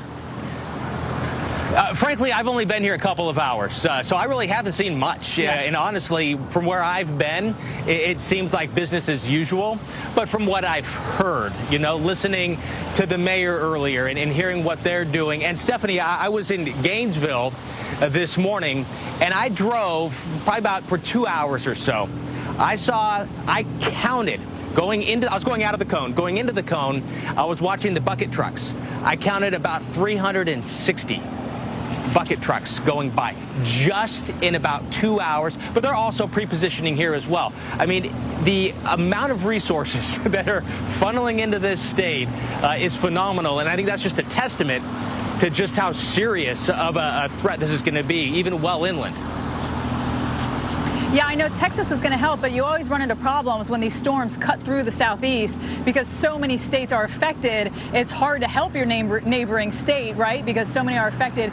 We did also see a few bucket trucks when we were coming in from the airport here to get down to downtown Savannah. And coming up here, Chris, in about 15 minutes, I'm going to show you around Savannah because there really aren't a lot of preparations. I don't know if you've been here or not, or if our viewers have been here or not. For those who haven't, there's this walkway right along the river here, and I'm going to take you up and down it and show you it's really business as usual. Yeah, it really does feel that way. And let's go to our hurricane expert, former director of the National Hurricane Center. And so, Dr. Knapp, Stephanie and I, again, in all fairness, I've only been here a couple of hours.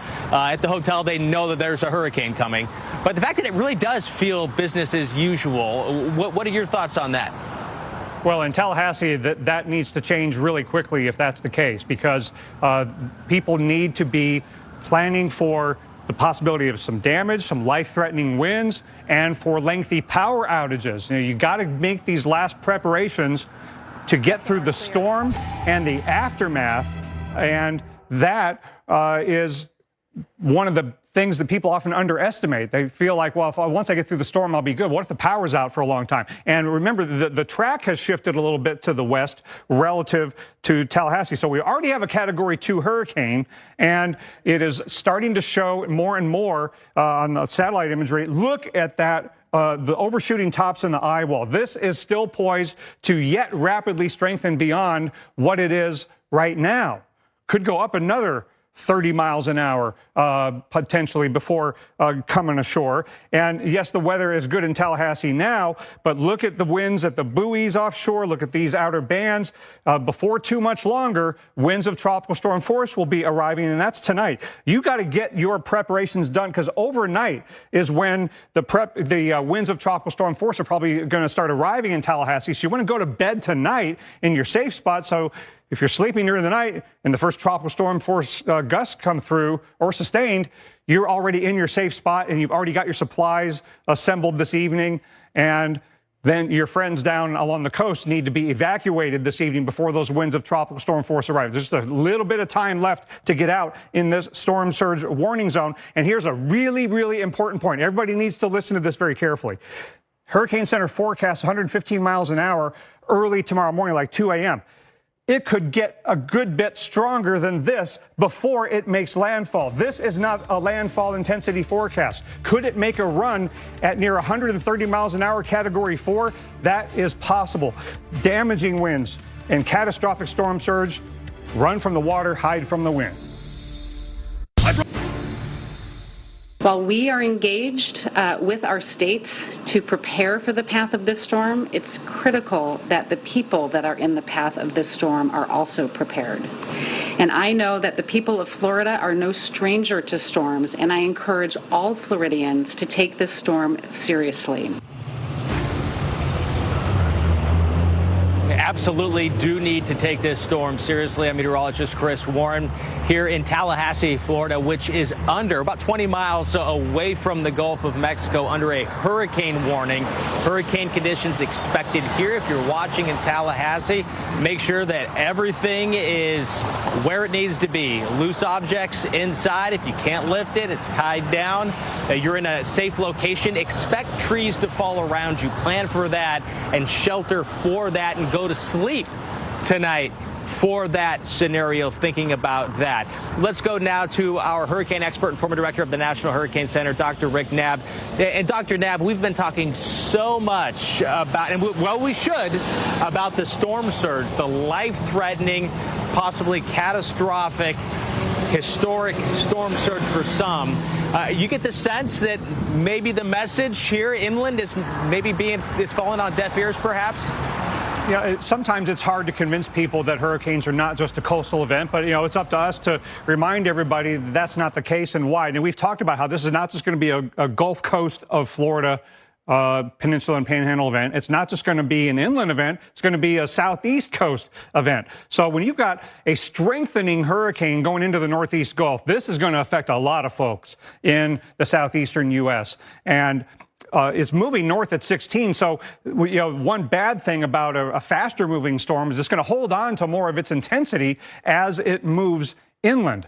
So we've already seen some impacts with the severe thunderstorm warnings, the gusts over 50 miles an hour in the Keys with the center offshore. But look how it continues to get its act together. Now, when you look here in northern Florida with a track that's bending toward the right, and you have to be thinking about, how long do I have in a place like Lake City or Jacksonville or Savannah before winds of tropical storm force arrive? Now, in Tallahassee, it could be in the early morning hours that they arrive. So you need to go to bed tonight in your safe spot with all your supplies and ready to hunker down. But if you are in, say, Jacksonville, it's going to be relatively early in the day tomorrow. So I would still get all my preparations done and tonight, so that tomorrow you know where you're going to be. You don't have to go anywhere to get to your shelter, because the tropical storm conditions are going to start tomorrow morning, and then it's going to get even worse. So, yes, we have the storm surge warning on the Gulf side, but look at how we've got storm surge watches on the other side. And again, it's going to be stronger than 115 miles an hour in all likelihood when it comes ashore. It could be 120, 125, even 130 miles an hour when it makes landfall. This lower number is only because of the weakening after landfall. So look at that. A hurricane crossing the Florida border into southern Georgia as a hurricane. Okay, so here's where all those nasty storm surge values are going to be. And this is all really, really bad. catastrophic storm surge in this zone of 10 to 15 feet. And look at how far down to the south and east those life-threatening storm surge values are going to occur. But look at how far inland that hurricane warning goes. Again, it's going to still be a hurricane when it goes nearer over Valdosta and nearer over Gainesville and Lake City.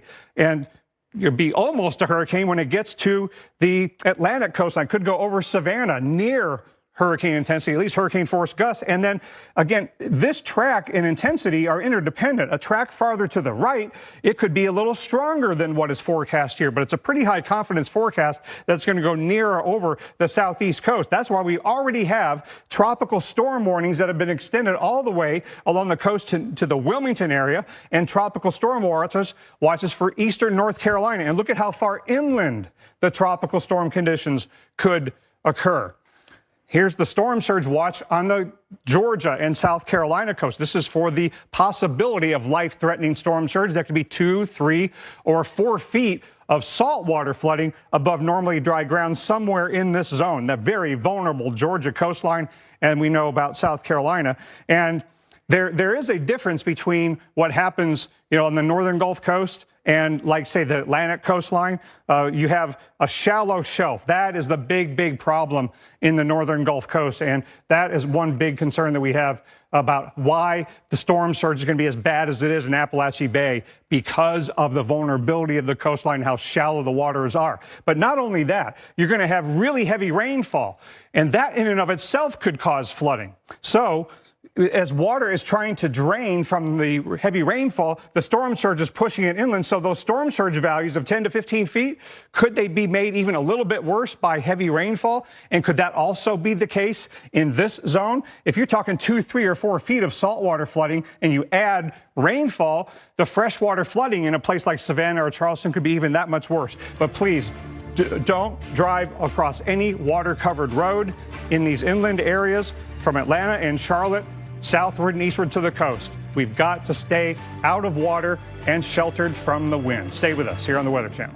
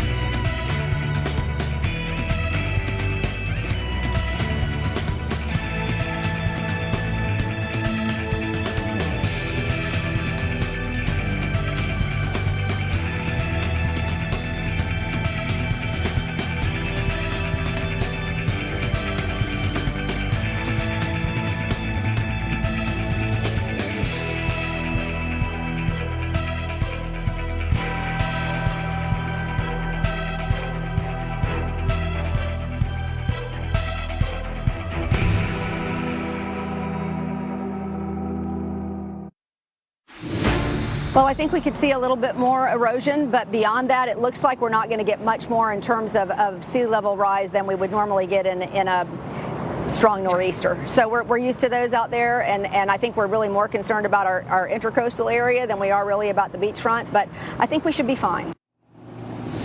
And we're also worried about things like erosion on Tybee Island. Also, if you head to Hilton Head, all those beach communities, we are expecting a lot of erosion. Here on River Street in Savannah, it's business as usual. You see people walking about, the stores are open, the clothes are still outside. Notice that there is nothing really boarded up in this area. Tomorrow will be the day, though, that we will have the worst weather. In fact, we went to dinner at a restaurant and said, hey, do you think you guys will be open tomorrow? And they said, yes, we're going to be open tomorrow. And I was like, well, we'll see about that. Because if we do get the core of strong winds, we could see significant power outages for us here in this area. All those beautiful oaks that are going over the roads and over the sidewalks and all the squares. Savannah's known for all these beautiful little squares. That's where I'm not certain that those are going to come down, but maybe some of those bigger branches. And of course, if one falls on your car or one falls on your house, it can do some damage. So people should be prepared. And this is the Savannah River right here. You can see people taking a jog. I'm telling you, it's basically business as usual for us here. And I will say we drove around in from the airport, made a couple stops. The grocery store was not packed. It was like any other random Tuesday. This is the only business that I've actually seen any sort of preparation.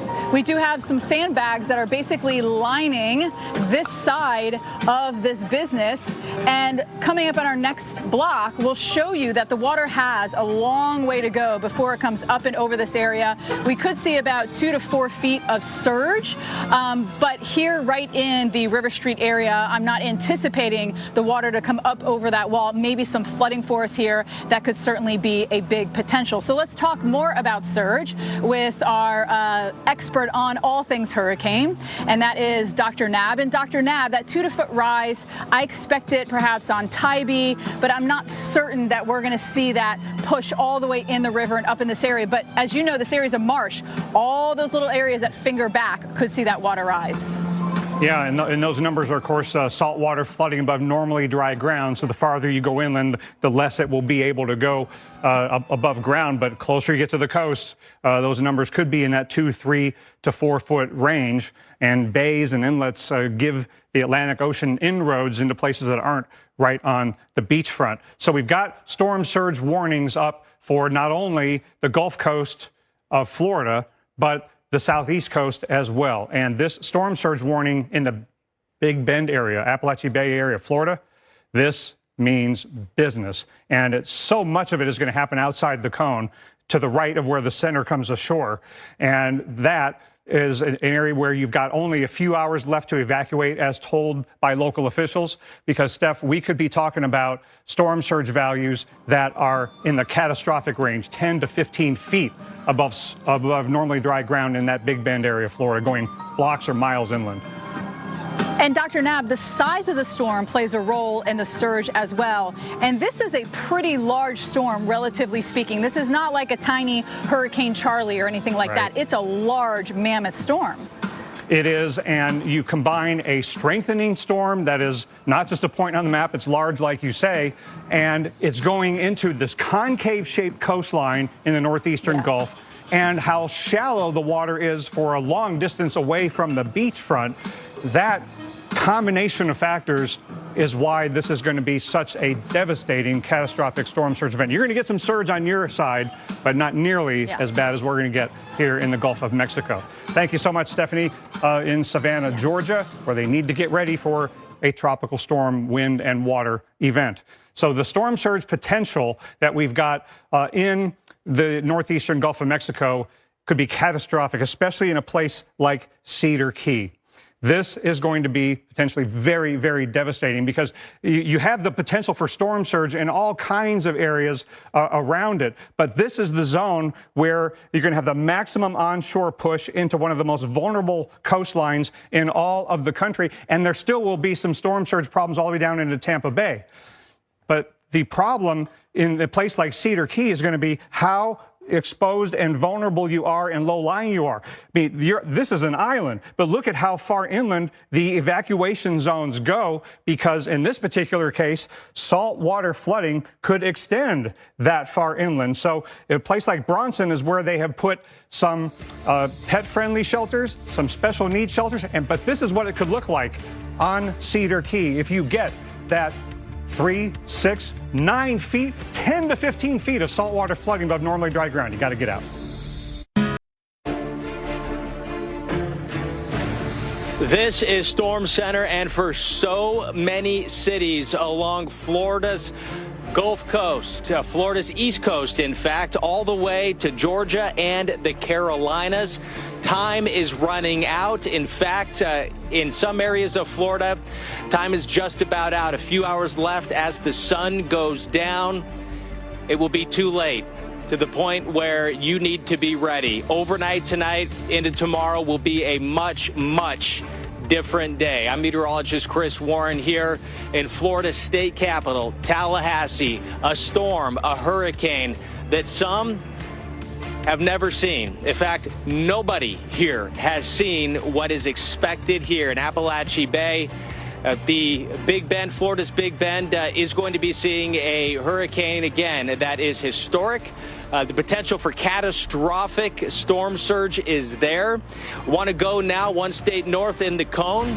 We have meteorologist Stephanie Abrams. And Stephanie here, we're going to speak with the mayor of Tallahassee in just a moment. Now, I was getting a little bit of background as well. It is very quiet. It feels quiet here. They have been getting the message out. People are listening. People are preparing. But we're going to get an update from the mayor here coming up in just a little bit. I think it's to the point now we really have to try to understand and get people to understand how serious this is. We're talking historic, something that nobody has seen before. That sun is going down, and when it comes up tomorrow, you're probably not even going to know it because we're going to be in it. Yeah, we are. And that Appalachia Bay, we've never had a major hurricane push through there. So I think all sorts of records will be set there, not ones that we want to be setting here, as it will move across places like Perry, Florida, up towards Valdosta, Georgia, and eventually getting us to here in Savannah. It's going to be a tropical storm at that point. That's what we're expecting, at least. And so the winds won't be as strong, but you're still dealing with tropical storm force winds. So power outages are going to be a big issue here. Also inland from Savannah as well. We could see tree limbs. We could see trees come down, that type of thing. There could be some flooding from the rainfall, especially a little bit inland from here, where we could pick up 6-7 inches of rain. And then, of course, we have to talk about all the aspects of this, including the surge. Let's bring in our hurricane expert, Dr. Rick Knabb, to talk more about the fact that, Dr. Knabb, it's not just about the cone. We can't emphasize enough, and we've seen this in years past. Everyone focuses and obsesses over that cone, but you will see the effects well outside of that. Yeah, and the closer you get to landfall of the center of a storm or hurricane, the more and more useless the cone becomes, as it already was, to telling you where the impacts are going to be, because it gets narrower as we become more certain where the center is going to come ashore, but the size of the storm extends way outside of that. And when we are talking about a Category 2 hurricane that is still on a strengthening trend, maybe rapidly so, right now 100-mile-an-hour maximum sustained winds, this could come ashore with max winds around 120, 125, maybe 130. This could be a Category 3, and you can't rule out a Category 4. So don't focus on what it is now. Focus on what it's going to become, an even bigger beast than it already is. Moving north, and it's going to bend to the right, coming into this concave-shaped coastline. Now, we already have had some impacts on land here in southeastern Florida. Florida Keys got gusts over 50 miles an hour. We've got some severe thunderstorm warnings on the South Florida Peninsula. And we do have a Air Force plane in there. They haven't on this mission yet gone through the strongest part of the storm. So in a little bit, when they go northeast to southwest, we'll see if it has gotten any stronger. We got to monitor that intensity very closely and got to monitor all these winds. So look at the visible satellite image of this, all of those overshooting tops in the eye wall right in here. All of these buoys reporting tropical storm conditions, not yet on land, but it's not far offshore. As this comes north, you'll start to see those tropical storm force winds on land, and it'll take a little longer for that to happen in the Big Bend area and up in Tallahassee and Lake City. But overnight tonight into tomorrow morning, those tropical storm conditions will begin, and then the weather will continue to get worse as time goes on. Severe thunderstorm warning in the Miami, Fort Lauderdale area. Have the isolated risk of tornadoes there. Now, here's where time is running out. You know, in the storm surge warning areas here, you could have tropical storm conditions arriving in the next couple to few hours, depending upon where you are. So last few hours left to evacuate as told to do so, to go to shelters, to find a safe place to stay. You got to evacuate for storm surge. You got to take shelter for wind. Don't stay in mobile homes, and get supplies and get ready for widespread power outages over a large area. And these power outages could last a long time. You got to be able to get through the storm safely and get through the aftermath safely. But here's where we could have a catastrophic storm surge. We got a storm surge warning over a large area way outside the cone, goes all the way down into the Tampa Bay area.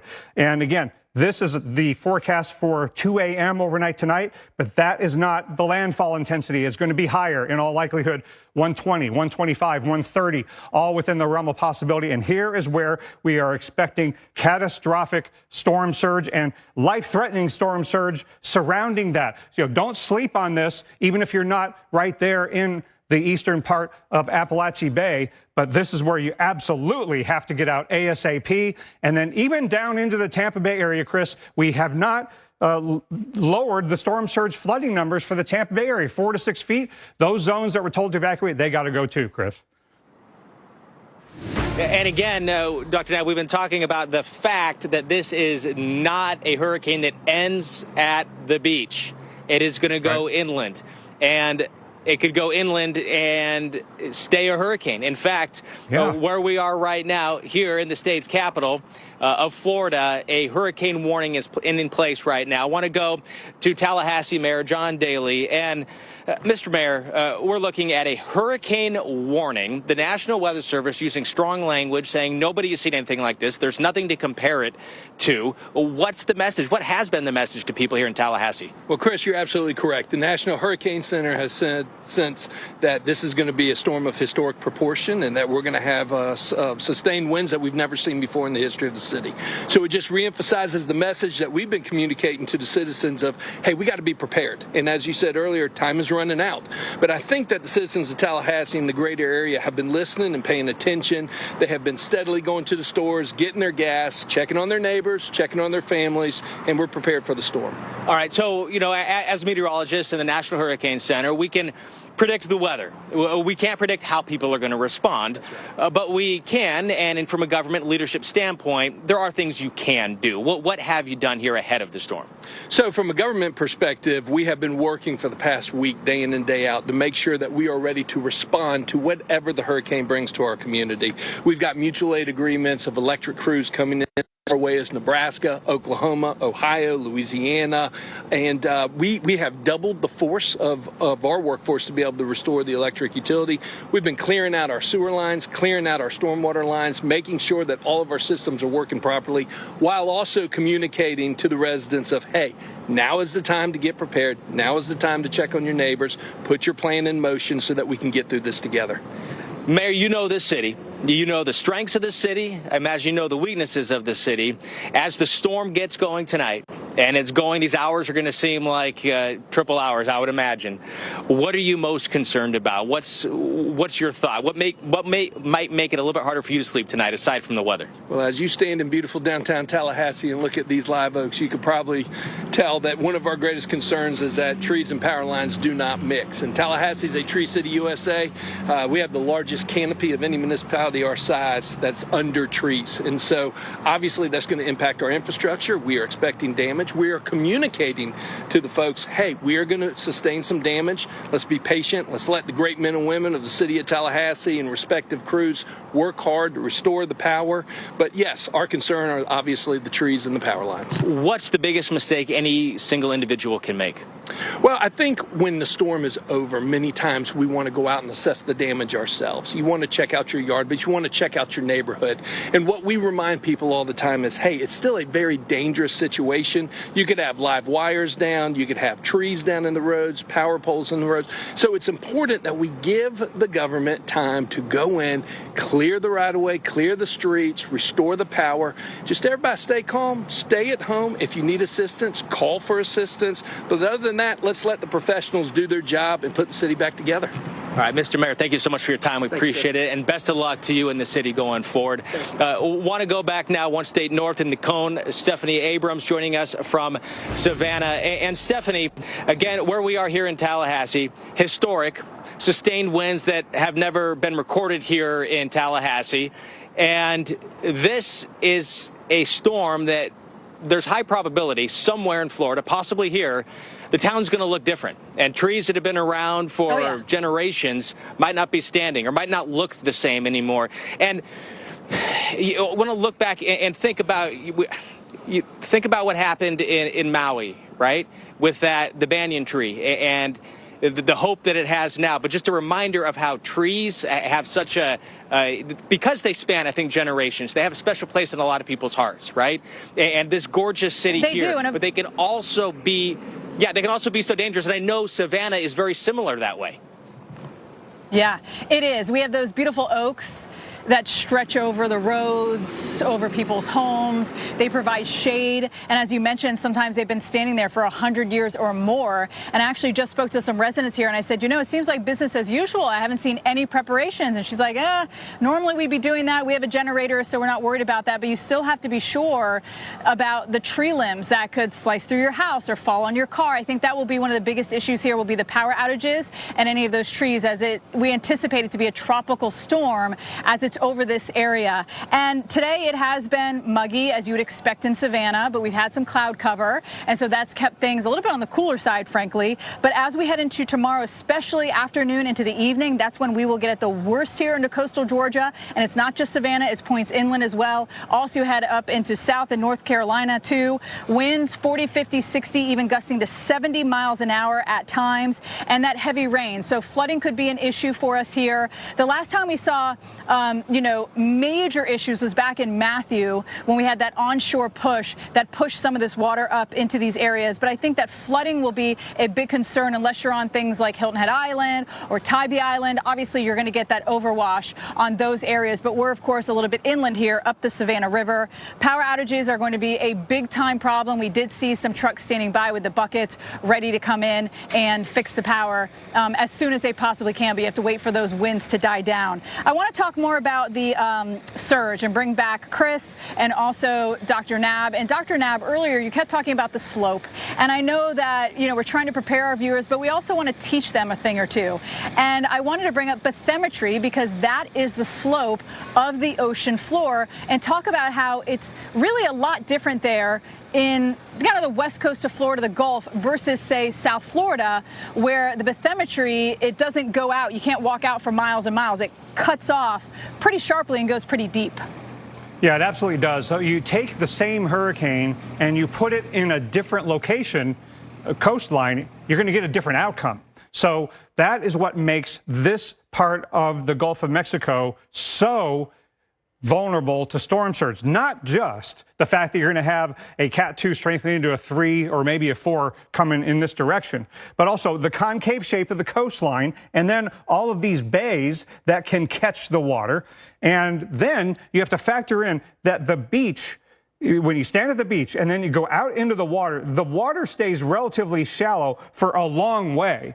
So that means that this kind of hurricane is going to take storm surge and push it a lot farther inland over normally dry ground than would happen if you took the same hurricane and took it into the east coast of Florida, where it gets deep really quickly, right off the coast. Here, the deep waters are way offshore. So, Steph and Chris, you can imagine, as the hurricane is coming toward the coastline, it's pushing the surface of the water ahead. But then if the water was deep, then that water would kind of circulate down. But since the water is shallow, the water can't circulate down. It's got nowhere to go but onto the ground. And that's why the storm surge can penetrate so far inland from the Gulf shoreline and can get so high above normally dry ground. So you don't have to see the Gulf of Mexico in order for the Gulf of Mexico to come see you. It can go blocks or miles inland.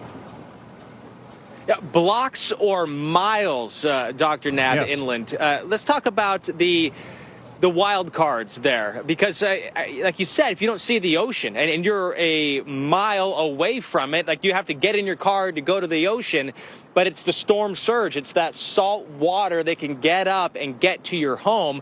What is the concern with possibly overachieving? Is that a possibility that gets even farther inland? Is that something you would be thinking about? Well, the one thing about storm surge is that we kind of have a pretty good idea of what spots are vulnerable. So, for example, we know that the evacuation zones go a certain distance inland from the coastline, and we know that storm surge really couldn't even conceivably go any farther inland than those locations. So it's not going to overachieve in the case, you're not going to get storm surge coming all the way past Tallahassee or getting all the way to Lake City or something like that. We know where the bounds are. But the problem is, Chris, that we could have, and Steph, is that in the air, one way that things could overachieve in terms of how much flooding we get in the storm surge evacuation zones is if we get too much rainfall and then you have freshwater flooding and saltwater flooding combining in the same spot.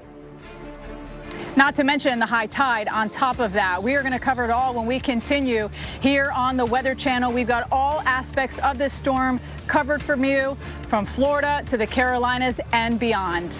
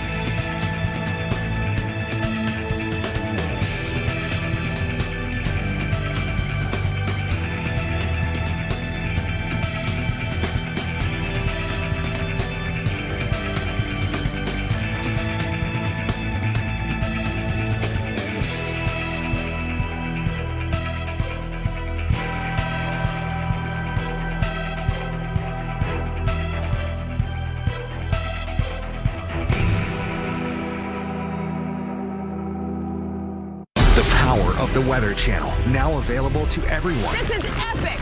Trusted live coverage when it matters most is now yours to stream with the Weather Channel TV app, real-time radar, and maps that let you track all the action. Let's get into the details. Personalization, customization, hundreds of hours of your favorite shows, and so much more.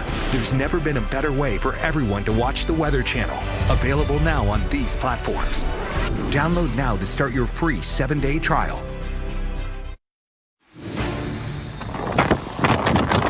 This is Storm Center, and we are tracking Hurricane Idalia, and this already seeing some flooding here in Sarasota, some high waters. We've been seeing some of this also in Fort Myers, and this is well ahead of some of the worst of what this hurricane is going to bring to Florida and beyond. Expecting this to become a major hurricane. I'm meteorologist Chris Warren here in Florida State Capitol in Tallahassee. And when you look over here at some of these government buildings and beyond, what do you see? You see blue sky overhead. Tomorrow, anything but. It is going to be much, much different in a matter of hours. When that sun goes down, the word is from officials is be ready. And Dr. Knabb said it a little bit earlier. Tomorrow when the winds, and even overnight tonight, when the winds are blowing here, again, in Tallahassee, a hurricane warning is in effect here. Expecting hurricane conditions, winds stronger than anybody has ever seen. So this is a historic storm. Storm has never gone up in recorded history where it is going in Appalachia Bay here in Florida's Big Bend. So with that, preparations do need to be done. Winds are going to be extremely strong, picking up tonight and lasting through most of the morning and early afternoon here in Tallahassee. And then the storm is going to head in that direction. It is going to go into Georgia. It is going to bring some very strong winds, the potential for some very heavy rain. And of course, at the Weather Channel, we do have team coverage. We're going to have team coverage tonight and several crews live throughout the course of the storm, and then tracking what is likely going to be a changed landscape. Somewhere in Florida, we know it's going to be changed because of the water, and definitely it's going to be changed because of the wind. So continuing our team coverage right now here on the Weather Channel, let's go to meteorologist Alex Wallace, excuse me. Alex Wallace was going to go now to Alex. You are right now in Charleston, South Carolina, and we're talking to Alex Wilson earlier, watching her. So, Alex, I apologize for that, but again, seeing the potential for some big impacts there as well. Yeah, no doubt about it, Chris. You said it. This thing's going to have a journey, right? First hits Florida, then continues to work its way up across the rest of the southeast coast. So Georgia, and eventually here into South Carolina. Now here I am again, as you mentioned, here in Charleston, South Carolina. I'm in the city market area. And if you've visited Charleston, South Carolina, you've probably visited the city market area. It's kind of an area where you have a bunch of vendors who come out, and you can buy little arts and crafts, good eats, all that good stuff. People kind of walk through and just have a good time, usually bustling with activity, which was certainly the case earlier today. Now you look behind me and you see empty stations here for us. So you may be thinking, whoa, what's going on? Everyone's kind of packed up. Are they running scared from the system? Well, no. Everything shuts down here at the city market at 6 o'clock. So everyone's gone home. But, of course, they are thinking about what is to come in this area. Now, on average, an average day, they have about 100 or so vendors that are in the city market. Now, that's probably going to change as we head into our Wednesday and Thursday. Fewer and fewer may be taking up their spaces here for us. We've talked with several vendors. One said, no, I'm not going to be here at all, not happening, but I'll be prepared to come back by Thursday when this thing is pushed away and things will be looking much better. Another person said, absolutely, I'm going to be here. I got to be here to support people who are coming through. We may want to buy some stuff. So it just depends. It's all about individuals here, or whether or not they're going to be out here getting their stuff sold. The whole market, though, does not shut down. It is up to each individual vendor to get out there. So come out here, and I'm sure they'll certainly appreciate you if you can, if things aren't too bad in the morning. But no doubt about it, they're planning and ready for this storm here in the city, across the state. In fact, the governor here in the 3 o'clock hour actually declared a state of emergency. So for preparation for that, city office is going to be closed right around the noon hour on Wednesday. And as far as schools are concerned, well, for our Wednesday, It's a half day, and it looks like by the time we get to Thursday, it's going to be more of e-learning. So yeah, the kids don't necessarily get completely off from school, but learning more at home out there. Sandbags, that's an important thing because this is an area that does flood, particularly where I am here in the city market area. And in fact, I'll take you out over to this area. You see these little benches. In some cases, the water has gotten up to this mark. So this is a risk that we're facing. Could be up to basically my waist. So sandbagging to help to protect some of these areas like what we're seeing. In fact, I could show you back over this way. There's a store here that lines the city market, and you can see they're already getting their sandbags going. So they are prepared. They've been through this before. And I mean, they say that when there's just thunderstorms, you can get this place flooded. Imagine a tropical cyclone that could dump several inches of rain. That could certainly be a problem. More on this hurricane next.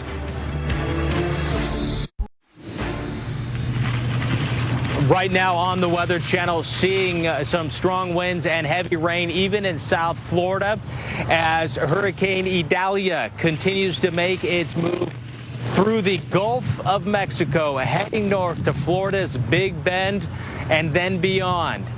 Expected to be a major hurricane with winds getting stronger overnight, but already seeing stormy conditions. We're already seeing salt water along the west coast of Florida.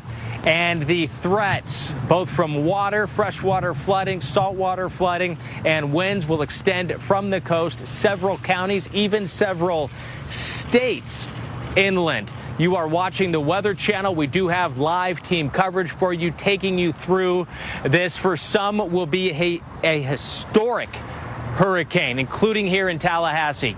Winds that people have never seen. That's the word from the National Weather Service and the National Hurricane Center. This, of course, Florida's state capital, showing you a lot of trees because we're about 20 miles from the Gulf where there's going to be historic storm surge, life-threatening storm surge. But it's this. Look at these. These are gorgeous oak trees, picturesque. But look at any one of these individual big boughs, these huge limbs, and then coming off of even the ones that extend to those. If one of those were to fall, it'd be very difficult for one person to lift it up. But just imagine, I mean, you're just starting right here. It's a huge tree, but then this right here that goes up, who knows how much that weighs. But what we have seen in the past are limbs that large going through homes. Dr. Nab said it earlier, you need to shelter like it's a tornado warning. But here in Tallahassee, it is a hurricane warning. Again, we are well inland, a little bit closer to the water, the Atlantic Ocean. Meteorologist Stephanie Abrams she's been near the Savannah River. I'm not sure if she's still near the Savannah River, but she's in Savannah right now. And Stephanie, you are still by the river, still with all of the trees there. I think it's going to be very difficult for there not to be extensive, widespread power outages. I think that power outages are going to be one of our biggest issues here. And Mike, who is behind the camera, his wife sent a picture that she was here during Matthew of a huge tree that had fallen over in Matthew. Remember, Matthew was a Cat 2, if my memory serves me correct, when it was passing by the Savannah area. It was coming from a different direction, but we anticipate Idalia to be a tropical storm over this area. And remember, when they come inland, they do weaken, but you're still talking about tropical storm force winds, 30, 40, 50 miles an hour, maybe gusting to 70. That can certainly take down trees. If we get very heavy rain, that saturates everything, makes it easier for those trees to come down. So I think the biggest issue here from coastal Georgia inland, the same for North and South Carolina, Chris, will be that potential tree damage and those power outages and potentially some flooding. All right, Stephanie, we want to bring in our hurricane expert and former director of the National Hurricane Center. And Dr. Nab, this hurricane eventually going to affect multiple states. What do you think is the one thing that you don't want people to overlook? Well, we've talked a lot about storm surge and getting people evacuated, but Chris, in a place like where you are, and I would say the same for Savannah, don't underestimate how bad of a wind event this is going to be and how much you need to do to prepare for that. So let me show you why and give you some idea of how bad this is going to be. It's a Category 2 now, but it's in the process of strengthening, perhaps rapidly. We've got multiple hurricane hunters out there, and every piece of data that comes in says it's probably a little bit stronger. The latest data from this NOAA plane suggests it might be getting getting up to near 105 miles an hour for the maximum sustained winds. And when you look at what is happening on the north side of this, look at these buoys offshore getting near tropical storm force in some of them. So that is what is coming later tonight into tomorrow morning. Yes, we've got the big storm surge warning, and we have a strengthening hurricane, and it's going to come ashore in the Big Bend here stronger than 115 miles an hour. It could be 120, 125, 130. So if you are in a place like Tallahassee, for example, the winds of tropical storm force could be arriving overnight and very early tomorrow morning. So you want to go to bed tonight having already gotten the supplies you need to get through the storm and the aftermath and a power outage, and already gotten out of mobile homes, any structure not safe from wind, and you're ready to go for the storm, because tomorrow morning it's going to get really bad. I was in Tallahassee for years. I was never under a hurricane warning in the city of Tallahassee. This is going to be perhaps one of the worst, if not the worst, wind events you've ever experienced there. And look how far inland that hurricane warning goes. It's going to cross the Florida-Georgia border as a hurricane. So to be safe from winds, you got to cover windows with shutters or plywood. Don't tape the windows. It's not going to stop them from breaking. It will just make the windows break into larger pieces. Shelter like you would for a tornado during the height of the storm. Don't stay in a mobile home, especially in areas where trees could come down. Hundreds of millions of lives impacted. Look at the wind howling through here. Tens of thousands of live reports where the weather is happening. Yeah, this is extreme. Thousands of storms forecasted. 40 years of storytelling. 22 specialized and advanced field degrees. 7 innovative weather presentation patents. And a former National Hurricane Center director. 1 trusted best-in-class expert team. America's most trusted news network. The Weather Channel. I'm on assignment. I'm a registered nurse, and I work for the Hillsborough County Sheriff's Department, and the folks out here in Jacksonville need help at Duval County Jail. So my company, NAFCare, we sent a bunch of nurses here, and I'll be here during the storm helping out. So Jacksonville is a location that's not on the Gulf Coast of Florida. It's not even inside the cone. But that doesn't mean you're not going to have significant impacts as a hurricane crosses the Georgia-Florida border and then brings tropical storm along the southeast coast of the U.S. Let's take a look at how that is going to generally play out. Pretty highly confident that this is going to move fast enough to hold on to a lot of its intensity as it goes into southern Georgia. And then we got a tropical storm going near or over the southeast coast of the U.S. Look at how far inland the hurricane warnings go, and the tropical storm warnings have been extended all the way up into Wilmington, North Carolina, with watches for eastern North Carolina. And that is going to take out a lot of power, especially in southern Georgia, even into southern portions of South Carolina, into central Florida, likely to widespread power outages, and those could even extend into North Carolina. And the winds of tropical storm force will be arriving in a place like Jacksonville, maybe late Wednesday morning. So you want to get your preparations done tonight and as early as possible tomorrow. In fact, I'd get done tonight in Jacksonville so that you are waking up tomorrow in your safe place with your supplies to get through the storm and the aftermath with the power outages. We have a storm surge watch for the Georgia and South Carolina coastlines. It goes all the way up past Charleston. That is for the possibility of life-threatening storm surge. When you get to 2, 3, or 4 feet of saltwater flooding somewhere in these zones, you could have some life-threatening conditions at the coastline. And also, heavy rainfall is going to produce flooding, especially tomorrow night into Thursday morning, extending all the way through Charleston and Wilmington. Our Alex Wallace is in Charleston, South Carolina, where once again, Alex, what is most likely to be a tropical storm is going to bring some serious water impacts.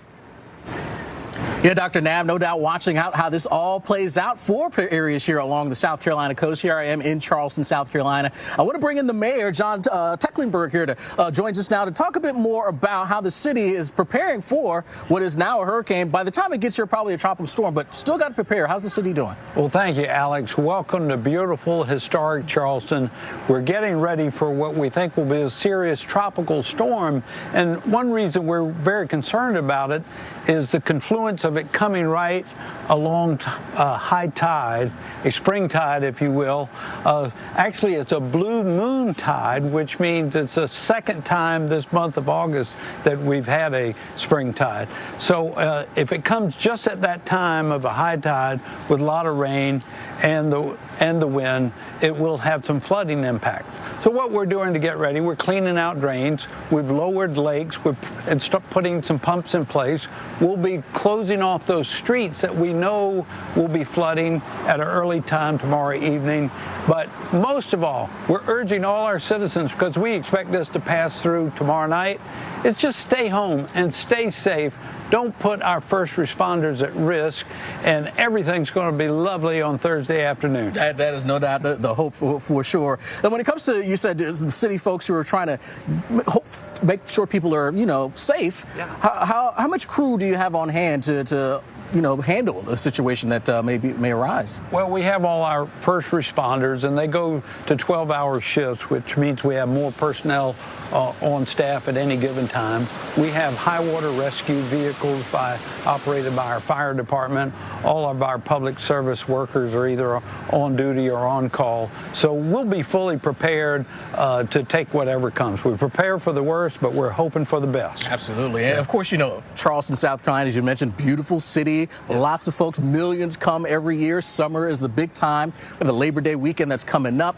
What do you think a storm like this does to tourists who may be thinking about coming? Are you hearing that people are, canceling their plans? So, Alex, honestly, after a storm passes, it's always beautiful weather. It clears up. The sky is clear.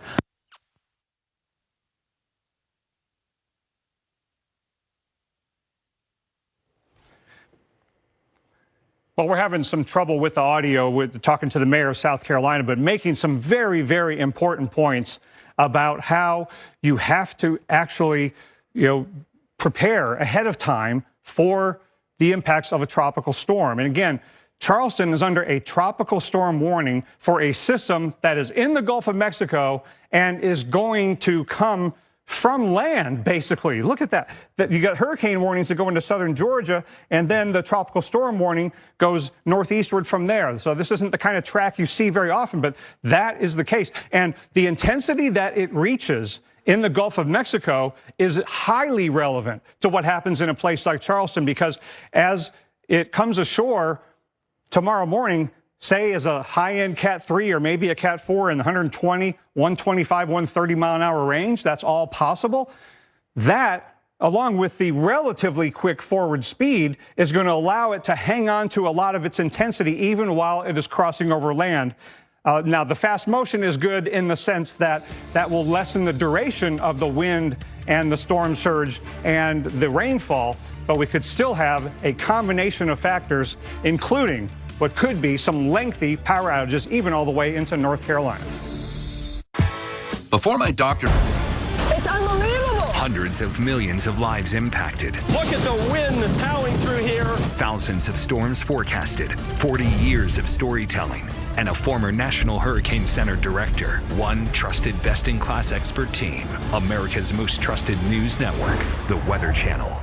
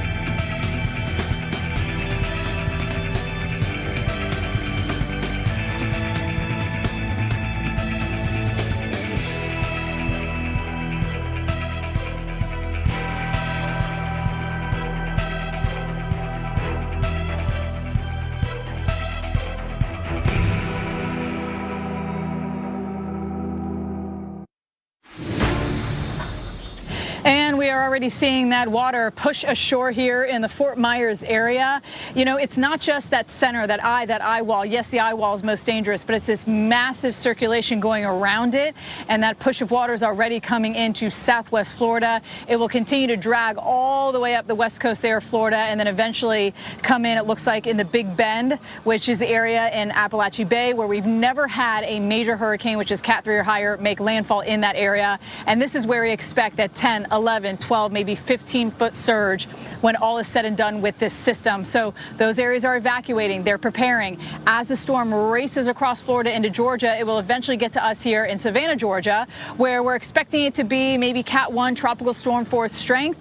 And for that, I've got to tell you, this is the only preparations that we have seen in and around Savannah. We're on River Street, right by the Savannah River, and there are sandbags on this, literally just one business. No boarding, no other sandbags here. I do think that tree damage could be an issue. We could see a lot of power outages. We're right on the Savannah River. That's the Talmadge Bridge behind me. And I want to show you the water rise. The forecast is around 2 to 4 feet. And as you're looking down the river, you're looking towards the Atlantic Ocean.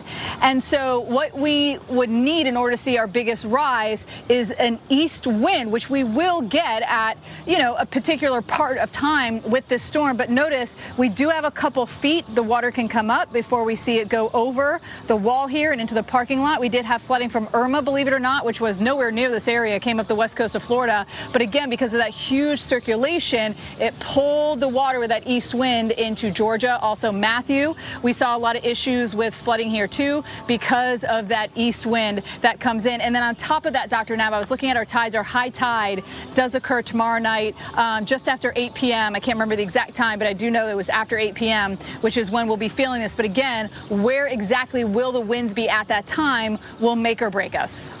Yep, and the forecast numbers from the Hurricane Center incorporate the possibility of it being at high tide. So we got to plan for those high-end possibilities to be sure that we are ahead of the game. So the storm surge warning is in an area that includes this very vulnerable stretch of coastline here in Cedar Key. And they're in that zone that could get 10 to 15 feet above normally dry ground. And in Cedar Key, look at along C Street here on the left there, that is a zone where you could get more than 9 feet of saltwater flooding. It could be 10 to 15 feet above normally dry ground. And the closer the right-hand side, the eastern eye wall gets to Cedar Key, the worse it will be. But it doesn't have to be a direct hit from the eye wall to get above 9 feet. So we could be talking double-digit saltwater flooding above normally dry ground on Cedar Key and going inland on the mainland from there. So this island, you have to be evacuated. It is not a situation you could survive, Stephanie.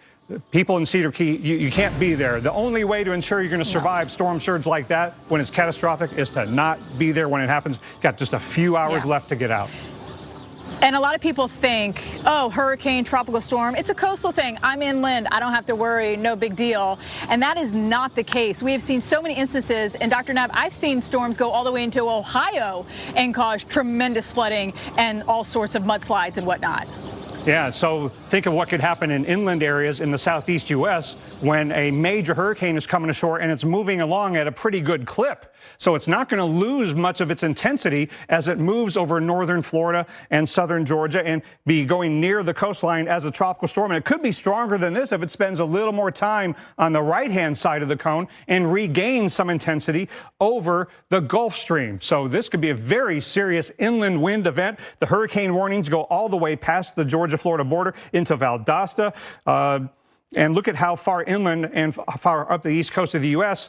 That the tropical storm warnings go. And all of this is going to be a devastating inland wind event for a lot of you that could produce very widespread and long-lasting power outages. And this is something you got to prepare for the possibility of. And also, tomorrow night into Thursday morning, you know, that right front quadrant especially, but when you have some onshore flow here, some of those bands, when they feel the friction of land, we could have some tornadoes in the area that you're in, Steph. So a lot of wind and water dangers to contend with, not to mention the heavy rainfall could produce flash flooding even in the absence of the coastal flooding. That it is, Dr. Nab, and we have a lot more to talk about because there are so many different aspects of the storm you have to prepare for, whether you're in Florida, Georgia, North Carolina, or South Carolina. And we've got you covered here on the Weather Channel.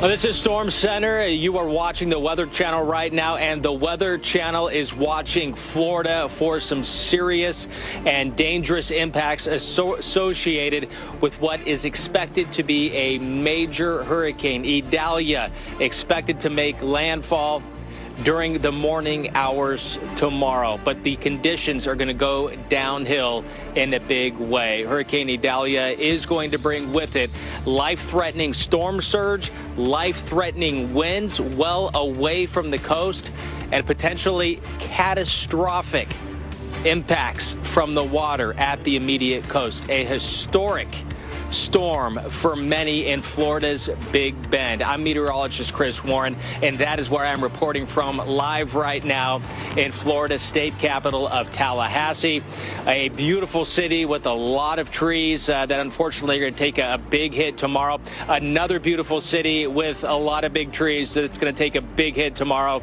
Savannah, Georgia. That's where meteorologist Stephanie Abrams is right now. Stephanie. Hey there, Chris, and good afternoon, early evening to those of you at home that are preparing for this storm.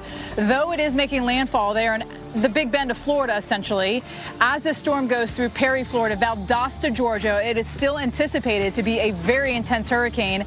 And then once it gets over to us here in the Savannah area, Cat 1 tropical storm force winds. And remember, as these storms come ashore, they tend to actually broaden out a little bit. And so the impacts could be felt by a lot more people, even as these storms move inland. Not to mention, Chris, that this is just a big storm to begin with. Yeah, Stephanie, absolutely something that we're going to have to continue to watch. So many different aspects with this. Here's our hurricane expert and former director of the National Hurricane Center. And Dr. Knapp, with so many different things going on, so many potential dangers, there's one thing that always just kind of eats away a little bit. The fact that when you hear language like unprecedented, what can we compare this to? Nothing. Who's seen something like this? No one. That's the word from the National Weather Service here in Tallahassee. How do you really convey the threat if you've never seen anything like it? Well, you have to keep your eye on the ball and think about not just yourself, but your family and keeping everybody physically safe and financially safe. We got to do what we can to protect our property and mostly to protect life. When you haven't had a major hurricane in Appalachia Bay like we're going to have, you have to, really focus on what is important to you. And staying safe, that's the most important thing. And a couple of things to focus on here. One is, don't focus on what it is now. Focus on what it is going to become. It's a Cat 2 now, but it is in the process of strengthening to a Category 3 and maybe a 4 before landfall. And we've got 2 Hurricane Hunter planes out there, both NOAA and Air Force, to keep us apprised of how much stronger it's getting. And every pass they make through, this is the recent NOAA pass that suggests maybe the winds have come up a little bit more. So the strengthening trend is still ongoing. And we have to get ready in terms of having the supplies we need and being in our safe spot, out of flood-prone areas, out of storm surge evacuation zones I've been told to go, and into a safe structure, not a mobile home, but a strong, safe from wind kind of structure. And if you're in Tallahassee, that could happen between 2 and 8 tomorrow morning. So you got to go to bed tonight in your safe spot with the supplies you need to get through the storm and through the aftermath with a power outage. And in these areas like in Cedar Key, the winds with tropical storm force are going to be arriving overnight. So you have to be evacuated and off that island before those winds arrive. Here is the last few visible images of the day showing us the strengthening hurricane and the tropical storm force winds that we've got on the buoys offshore. They haven't quite gotten to land yet, but it's not long before these bands start swinging onto land, like into the Tampa Bay and Sarasota areas where we've got the storm surge warnings and the hurricane warnings. And here are the buoys offshore. So here's kind of the leading edge of the tropical storm force winds out in here. That will be making its way northward as this relatively quick moving hurricane comes up. So the hurricane warnings are along the coast, but look how far inland they go. In Tallahassee, Florida, under a hurricane warning. Gainesville, Florida, hurricane warning. Valdosta, Georgia. So you've got to get ready for some very dangerous winds in inland areas, not just at the coast. Here's our storm surge warning with, again, the forecast point that's for 2 a.m. overnight tonight at 115 miles an hour, but it will likely come ashore a good bit stronger than that, 120, 125, maybe 130 miles an hour when it makes landfall tomorrow morning. And this is tomorrow afternoon after it weakens only because of land. So this is not going to be weakening on the way to the coast. It's going to be strengthening. And a lot of of you need to evacuate even if you're not going to be in the direct path of the eye wall in the cone. And then look at how much intensity it holds on to as it gets into Georgia. Hurricane warnings going that far inland, and the tropical storm warnings go all the way to Wilmington, and they're pretty far inland as well, as this system holds on to a lot of its strength, and it's a tropical storm moving near the southeast coast of the U.S. So many of you are going to experience what could be long-lasting power outages, and we also have the water problems on the southeast coast. The storm surge watch, where you could have 2 to 4 feet of saltwater flooding, Georgia to the North Carolina coastline. And here's the other kicker, Chris and Steph. We've got tremendous rainfall that's going to be occurring to produce freshwater flooding in some of the same areas that are going to be experiencing saltwater flooding, including the inland areas. So, Chris, in Tallahassee, you got to get ready for a wind event like you've never seen, and for heavy rainfall that could produce some flooding. So you got to be staying off the roads and sheltering, not in a mobile home. And you've said it, I've said it, shelter like you would for a tornado during the height of the storm because of all those trees in town that can come down.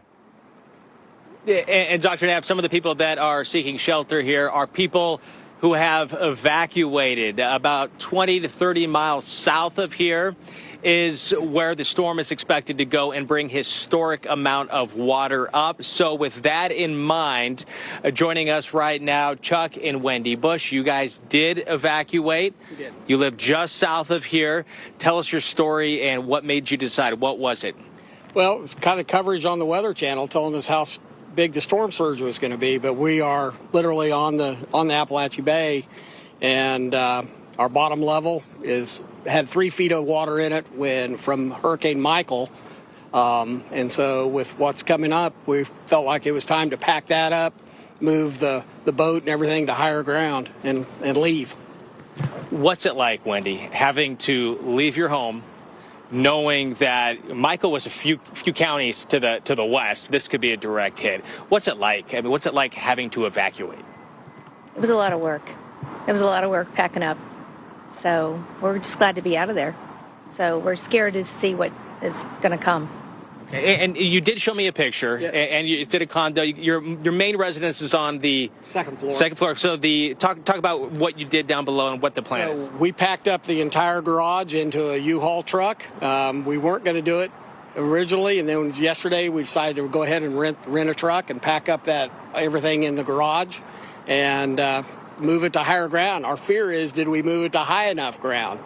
So that's a little bit what we keep questioning back and forth, going, did we go high enough? But we moved the boat, and the Jeep to higher ground. What's your plan like during the day tomorrow and the day after? Pray, fingers crossed, and hope for the best. Plan for the worst, but hope for the best. And what do you have to say, Wendy, to your to any family and friends that may be watching you right now, maybe that live in a different state, or maybe that still might be on the coast, wondering whether or not they should evacuate? They should evacuate.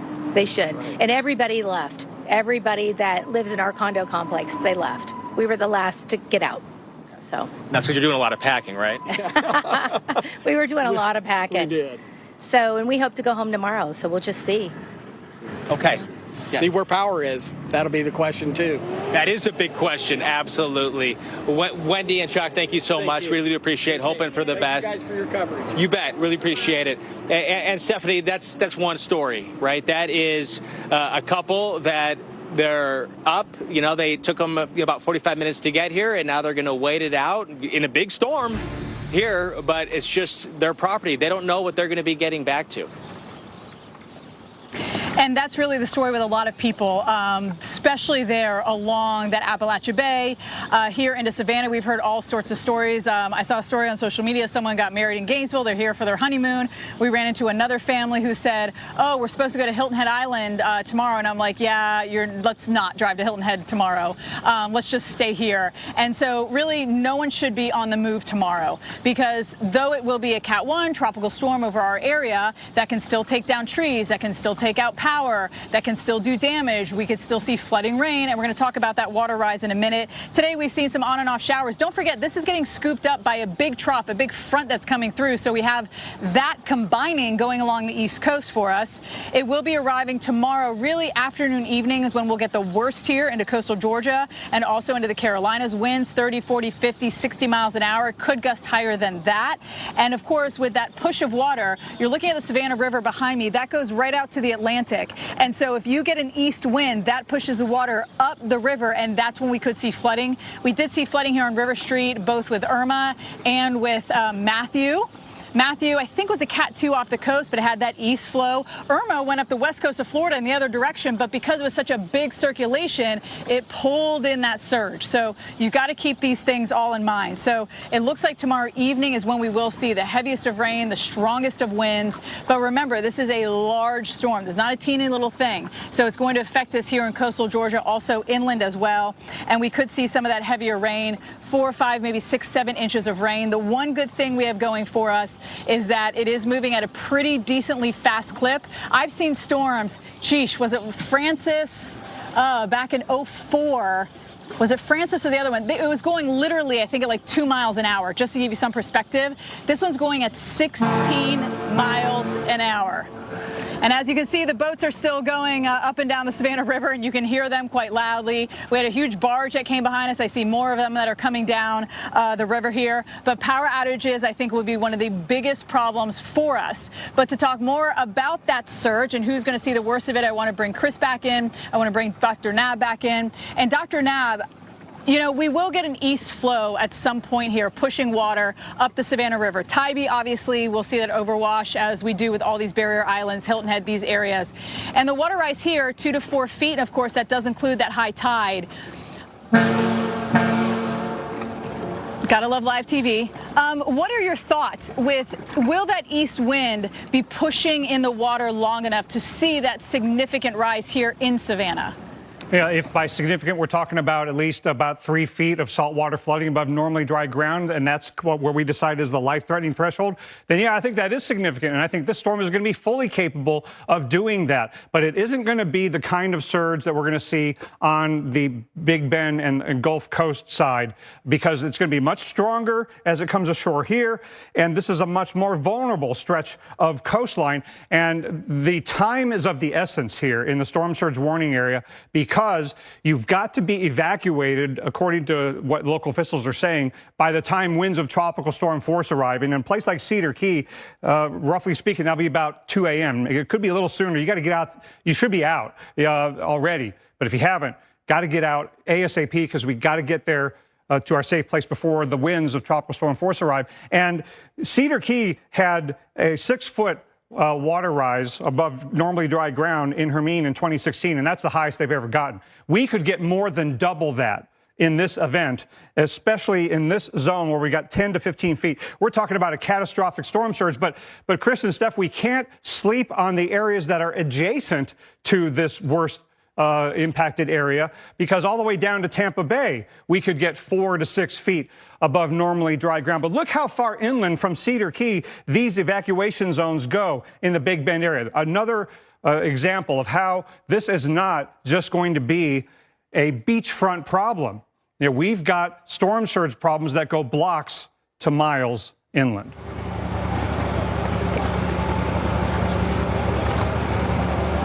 And Chris, one thing about Tallahassee is, you know, the storm surge isn't that far away from Tallahassee. You just go a few miles out of town to the south, and you get into the storm surge evacuation zone. Right, and as we just talked to a couple that did evacuate here, and at the same time, tomorrow could be extremely dangerous, expected to be extremely dangerous when there's winds that people have not seen here before. Again, a hurricane warning. And Stephanie, seeing the hurricane warning stretching all the way across the state to where you are, I think that really is just a testament to just how potent this storm is expected to be and the momentum it's going to have once it moves inland. Yeah, so let's talk a little bit more about that. And not only that forward speed, Dr. Nab, not only do we have the winds from the hurricane, but the fact that it's moving so quickly, especially on that east side where you kind of get the double vector, if you will.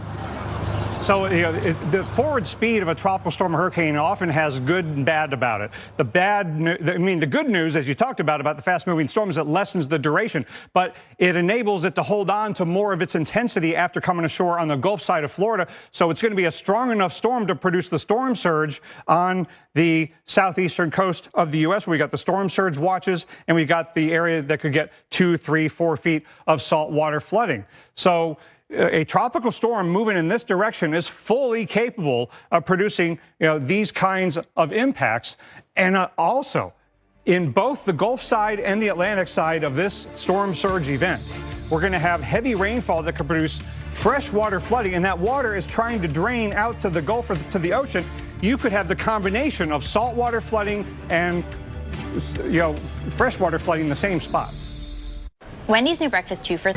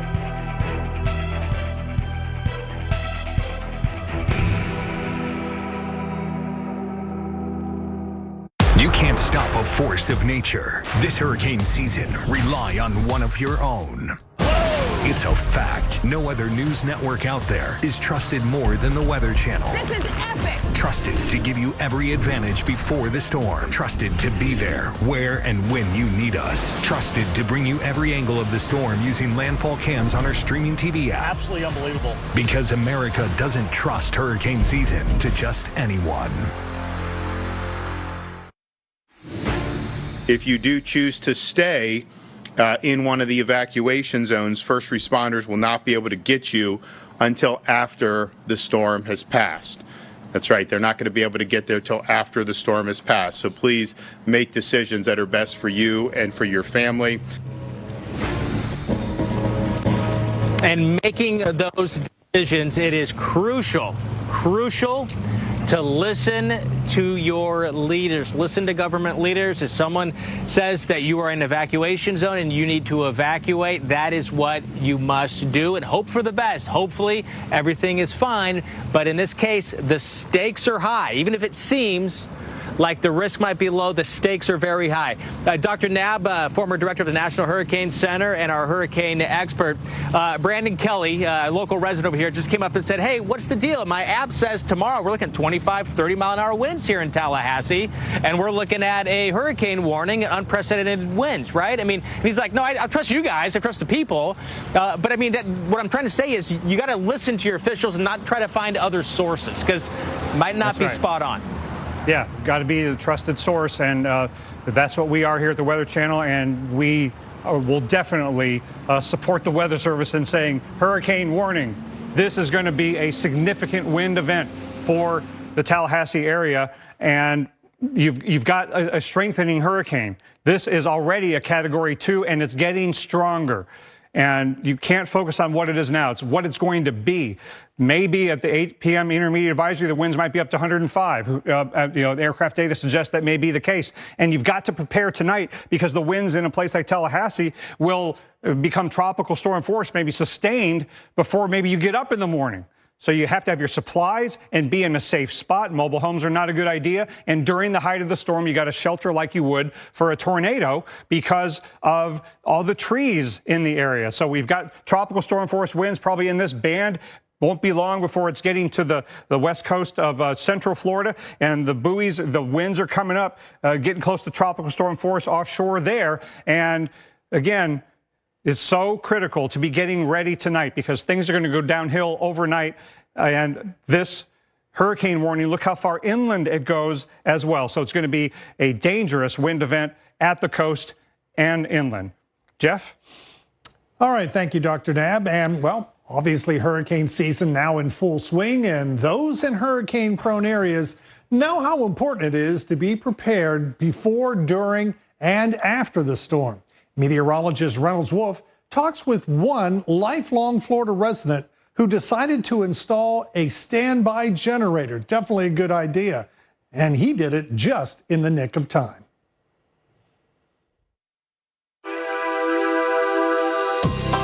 Rex, hard to believe the last time we were here, we were talking about you installing this generator, and who knew that you'd be tested this quickly in the same season? Well, not me, because you may not even get a hurricane during the season, but we had one. A month later, Ian came up, and it was a wicked storm, as everybody knows. We have breaking news. We now have landfall of Hurricane Ian as a Category 4 hurricane. Our first trial of our Generac generator, we lost the electric, and this is the first time the generator firing up. Oh, whoa! I never lost my electric. 15 seconds, that was it. And I'm back online. AC was on. Here is the eye. I was back watching the position of where the hurricane was, and it's great. It's awesome. I've gotten used to all my comforts, and I like my comforts. You can ask my cats, because what do you do with cats? I got 3 cats. Where am I supposed to take them? They're at home. They're sitting in my lap, in the air conditioning, enjoying it, watching the Weather Channel with me. I don't know if you can hear in the background, but I have electric when nobody else does. So I walked outside, generator's running, and I looked around and saw it was all black. And I was looking at it, there was no lights, no lights. And then I saw my house. It's like there's on fire inside. The lights, every window was lit up. I mean, a bright white light. Look at that, you know? It was a nice thing to see. But it's more than just power inside the home, right? It keeps you connected to the outside world. And we were able to call because we can now talk between each other. We can email each other. Okay, Rex, the power goes out. How does that start working? Propane. You want to see it? Yeah, let's do it. Absolutely. So that's it, underground? That's it. It's all underground. Now, how big of a tank are we talking about? It's a 500-gallon tank. And that lasts how long? Oh, a lot of days. Many, many, many days. Lasted our whole event. So, Rex, all of this together, it's the power of security, isn't it? You're 100% prepared. I'm not fearful of anything that comes towards me now. I'm ready for it. I know what's going to happen. It's happened already, and it was just wonderful. Brightness all the way to the horizon. All the way. All the way.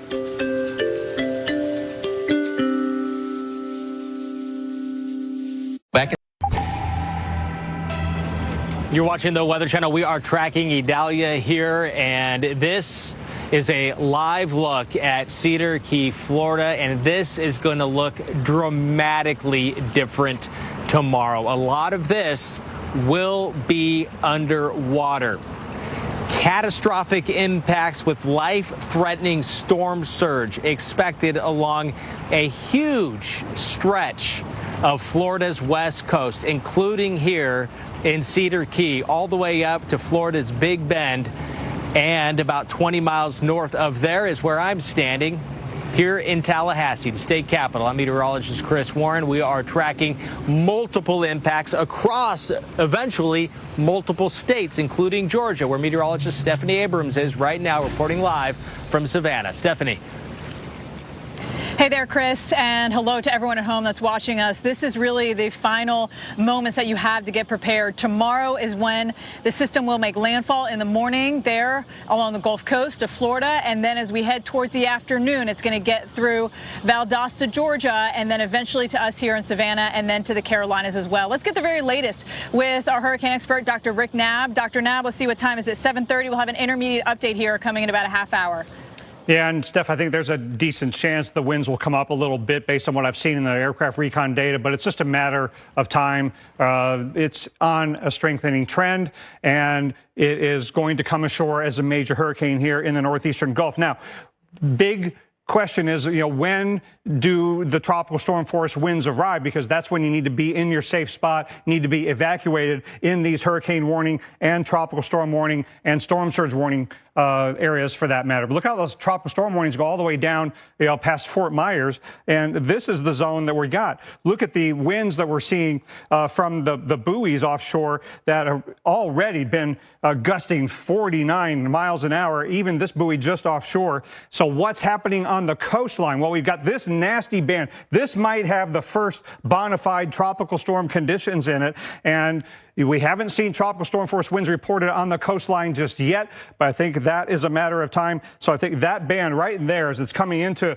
the Fort Myers, Punta Gorda, Venice, Sarasota area, that's when we could have some tropical storm force winds, at least in gusts. And then farther to the north, the tropical storm force winds are starting to arrive maybe just south of these buoys. And so that's what's headed northward. So in order to be sure you are in a safe spot from the wind and make sure you're evacuated from storm surge as instructed by local officials, you got to get all that done before these tropical storm conditions arrive. So we're only a little bit away from that happening in the Tampa Bay area, and maybe it's late tonight into early tomorrow morning in a place like Cedar Key, and then maybe still while you're sleeping in Tallahassee. So in these storm surge warning areas where we could have catastrophic storm surge and even life-threatening storm surge all the way down into the Tampa Bay area. Chris, I'm sorry, Chris. We're talking to Chris Warren a little bit ago, but Jeff, we have a strengthening hurricane that's going to be a lot stronger than 115 once it hits the coast, but it starts with the tropical storm conditions arriving. Yeah, they will definitely come in first. Well, there are a few other cities that we want to touch on here. I'm standing in one of them, virtual Jacksonville, where the tropical storm warning is in effect. We're going to have some thunderstorms, some of those outer bands coming up from the south here. Expect intense conditions tonight and on into the day tomorrow. So probably as we head later into this evening, we'll get a couple of these bands. And then as we head through the wee hours of the morning and on toward dawn, well, the center of the hurricane is well off to the west, as Dr. Knapp's been talking about, but we get the eastern periphery of that, and we get several of these outer bands coming through with some locally heavy downpours and probably some gusty winds. So we are definitely not out of the woods here. However, things do calm down as we head through later tomorrow afternoon and on into tomorrow evening. We'll probably get an inch or two of rain, maybe a bit more in some of those isolated bands as they come through. Of course, the heaviest rain will be farther west, out toward the Tallahassee area where Chris Warren is, and then on up into parts of southeast Georgia. All right, let's head up to Charleston and Savannah, where Stephanie Abrams was reporting from. Again, we'll get scattered showers there, but the heavier rain will come in as we head through probably mid to late morning tomorrow and on into tomorrow afternoon. What's left of the center of this hurricane will move by probably just inland or very close to the coast, but we can expect some gusty onshore winds, and we've been talking about the potential here anyway in Savannah of some flooding as some of the water comes up the river. Could be the same deal up here in Charleston, but by the afternoon, on into the overnight and on into the day on Thursday, much better conditions here with some of the heaviest rain just inland. We're going to get some heavier rain too in Savannah and Charleston, but boy, it is really going to come down once you head back over toward the I-20 corridor. Be prepared here tomorrow. Hundreds of millions of lives impacted. Look at the wind howling through here. Tens of thousands of live reports where the weather is happening. Yeah, this is extreme. Thousands of storms forecasted. 40 years of storytelling. 22 specialized and advanced field degrees. 7 innovative weather presentation patents. And a former National Hurricane Center director. 1 trusted best-in-class expert team. America's most trusted news network. The Weather Channel. Right now.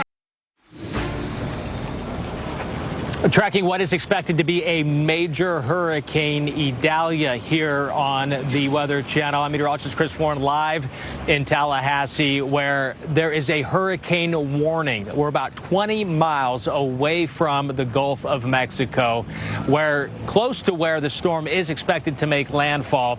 Winds here expected to be as strong as nobody has seen that is here. It's historic. It's that potential. So with that in mind, I want to go with also in mind that we're just minutes away from an update from the National Hurricane Center, so we're waiting on that.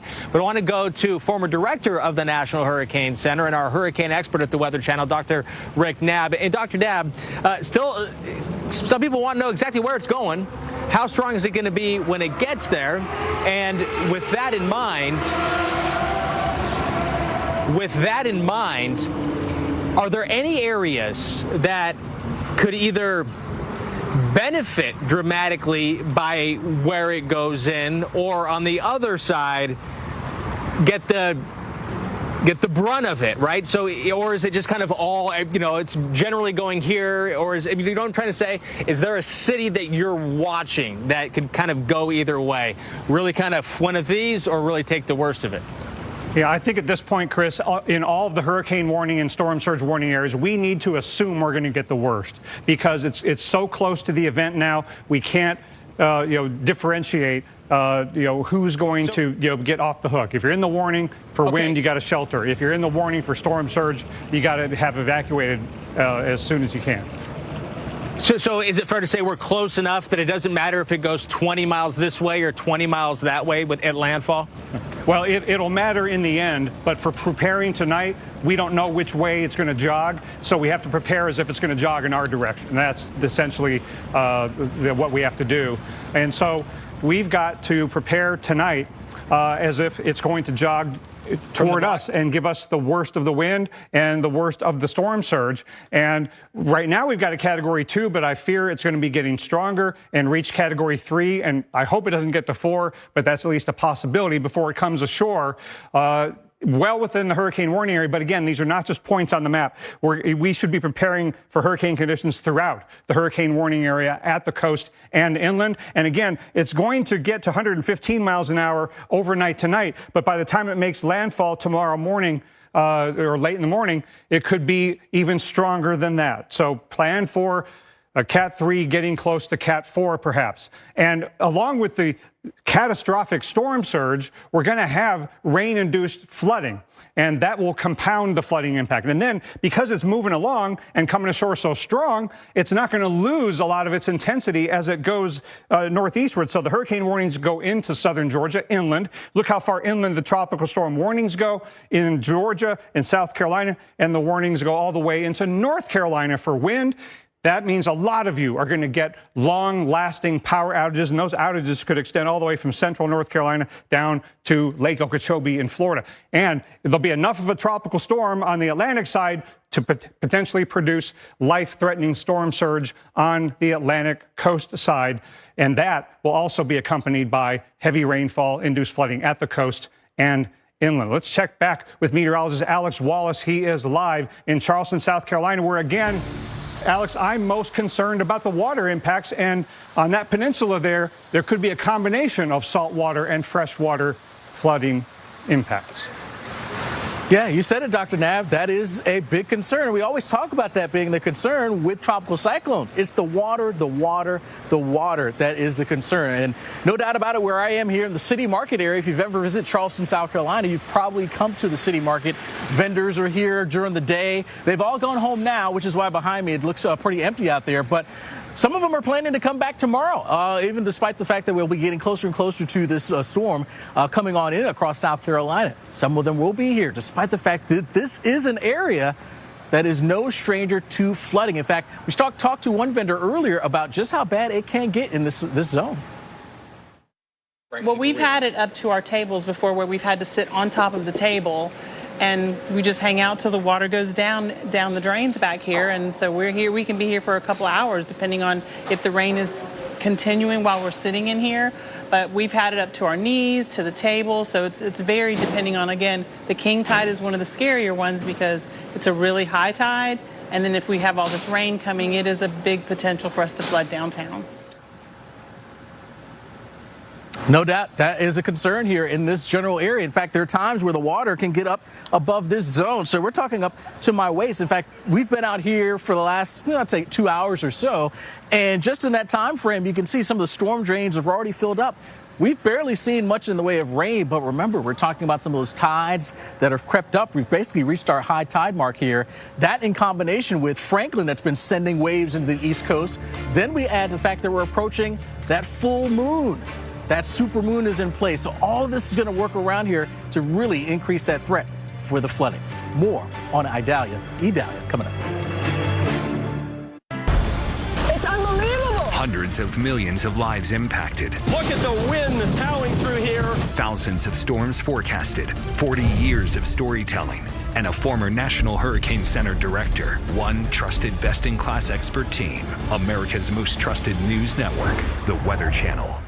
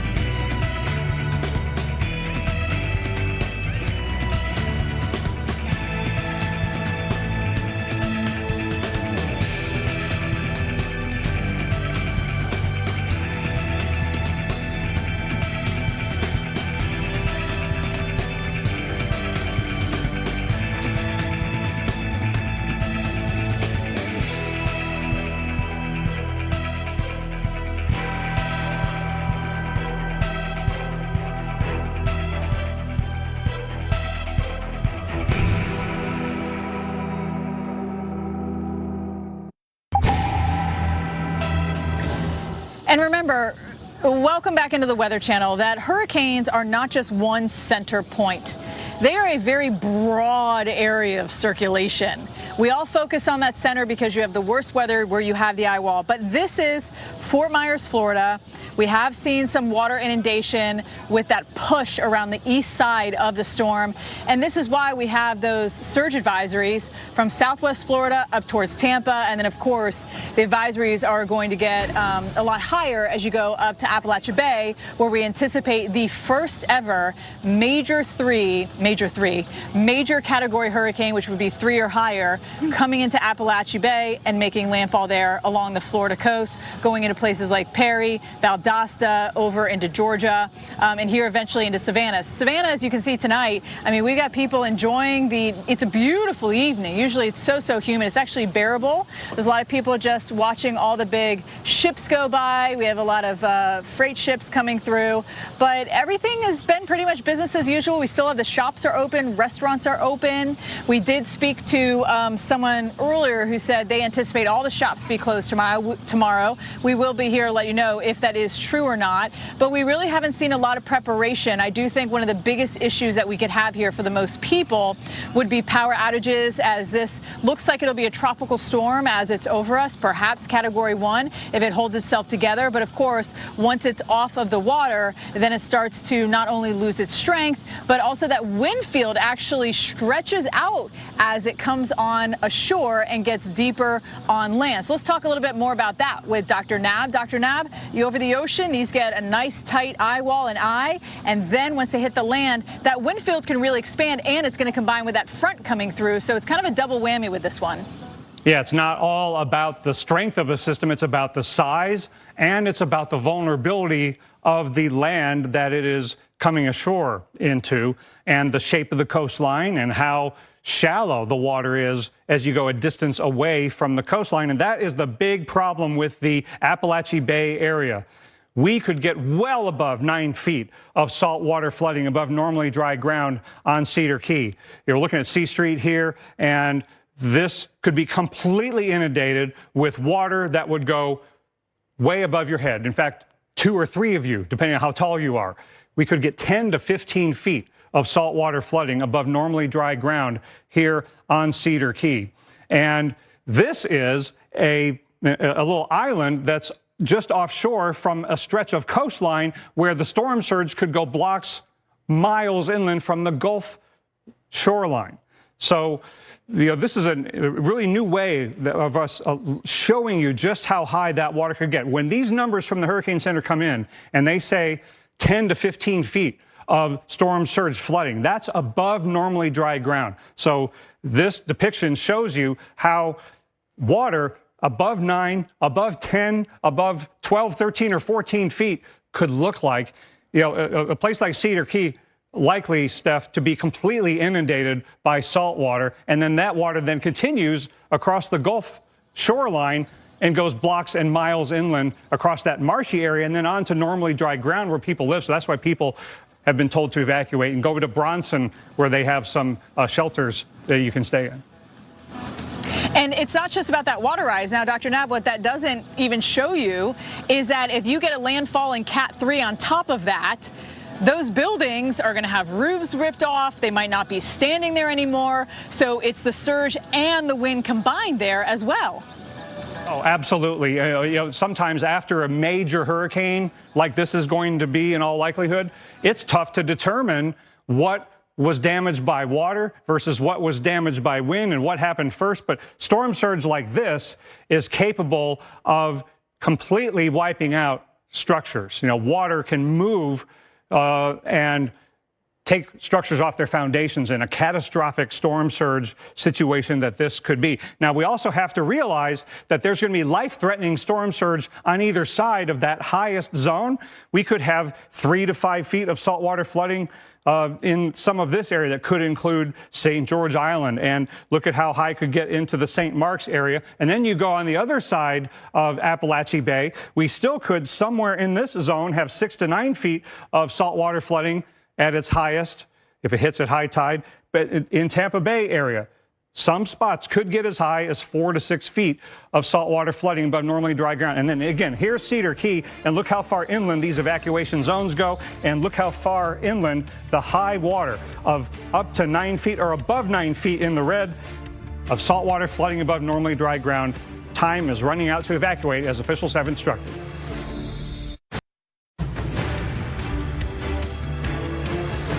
Hurricane Idalia continues to intensify as anticipated, and unfortunately more strengthening is on the way. This is on its way to becoming a major hurricane. 5 p.m. advisory had the max winds at 100 miles per hour, and now they're up to 105. And that is based on the aircraft data.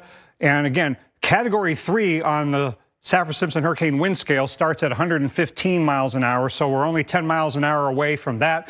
And I think that is an extremely high likelihood that it will reach that later tonight into tomorrow morning. So it's still Category 2, but it's on its way to becoming a Cat 3 major hurricane.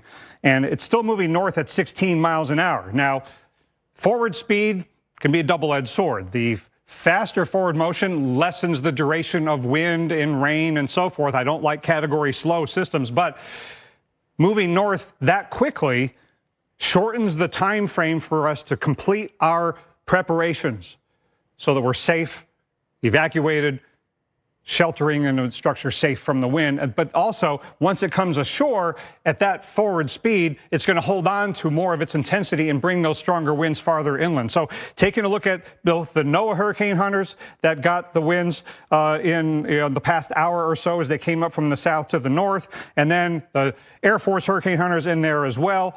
They've been through a couple of times, so the combination of those data showing us the winds getting up to 105 miles an hour. They're looking at flight level data as well, so they have to blend all that together at the Hurricane Center as a specialist and come up with that advisory intensity of 105.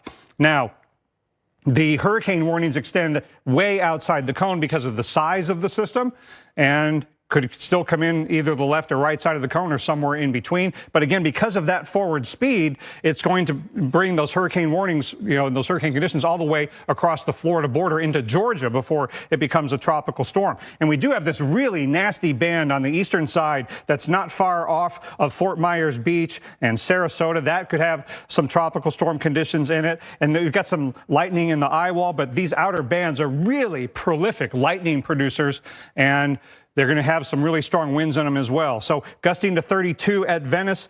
We're gusting to 30 at both Fort Myers and Sarasota at some slightly inland locations, Punta Gorda as well. But right there at the coast, these could at least have tropical storm force gusts in them. And then the leading edge of the tropical storm force winds, probably not far behind this buoy. So right in about here is where we're already getting gusts to tropical storm force. The sustained are not far behind. So we're on the doorstep of having tropical storm conditions in the Sarasota and then Tampa Bay areas a little while, but then late tonight into early tomorrow morning getting to Cedar Key and Apalachicola, and then maybe before you wake up in the morning getting to places like Tallahassee. So we've got to be evacuated as told by local officials before those winds of tropical storm force arrive, so time to comply and get to safety is really running out quickly. And again, here we go,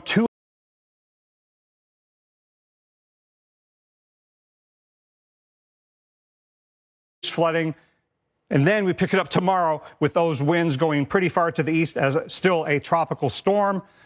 Way inland, are we going to experience damaging winds, power outages, and rain-induced flooding at the coast and well inland. So wind and water, coastal and inland, is what we're going to be dealing with. So with Chris Warren in Tallahassee, that is a really good example of a community that could experience wind and rain-induced flood impacts that we haven't seen in a while, especially with regard to the wind. Chris, I live in Tallahassee. I've never been in a hurricane warning in Tallahassee.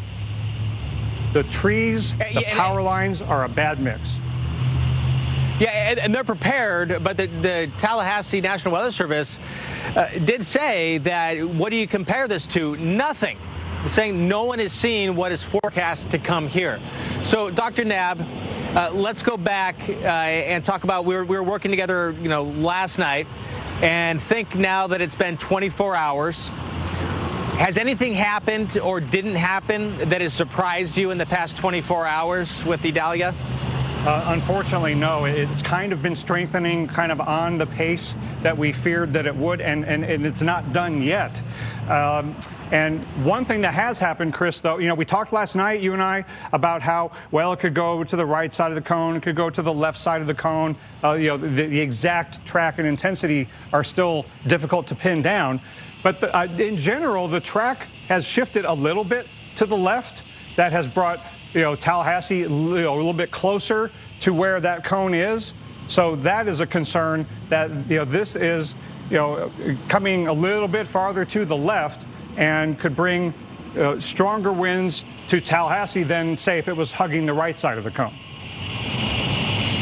Okay, so now with that in mind, Dr. Knabb, let's look ahead 12 hours. And a little bit after 8 o'clock, let's talk about 8 o'clock tomorrow morning. What would surprise you on the high end that's reasonable, and what would surprise you on the low end that is reasonable? Well, I suppose it is still within the realm of possibility that it doesn't quite get to major hurricane. It would be surprising to me if it doesn't get to Cat 3. That would be a pleasant surprise, but it would still be a very bad event. But that would be knocking down the wind and storm surge impacts a little bit, but I just don't think that is a strong likelihood. And on the high end, Chris, I never count out major hurricanes on just how high they can go, because once you're a major hurricane, the rapid intensification can continue. Unfortunately, I would not be surprised if this comes ashore as a Cat 4, because it's got plenty of time, unfortunately, in the next 12 hours plus to get there. And, that is a possibility. But would it surprise you if it came on shore as a Category 5? Yeah, it would. It would, because of the short amount of time that it has. We're down to, half a day. But when you're talking major hurricane, it's already going to be bad enough. So I would be getting ready, no matter what, for the worst wind impacts that we've seen in Tallahassee from a tropical system in just about everybody's lifetime who's living there right now, and for the most catastrophic storm surge that we've ever seen in the Appalachian Bay area just to the south there. So, as the Tallahassee Forecast Office has been reminding us, you can't look back, oh, well, this is going to be like this storm. This is going to be like that storm. No, it's not going to be like anything you've seen before. All right, so with that, we're going to watch Idalia go across Florida with hurricane warnings extending across almost the entire state, the northern part of the state in Florida, into Georgia, and the storm's going to go into the Carolinas as well. Yep. But let's go to Georgia right now and Savannah with meteorologist Stephanie Abrams, who joins us live. Stephanie?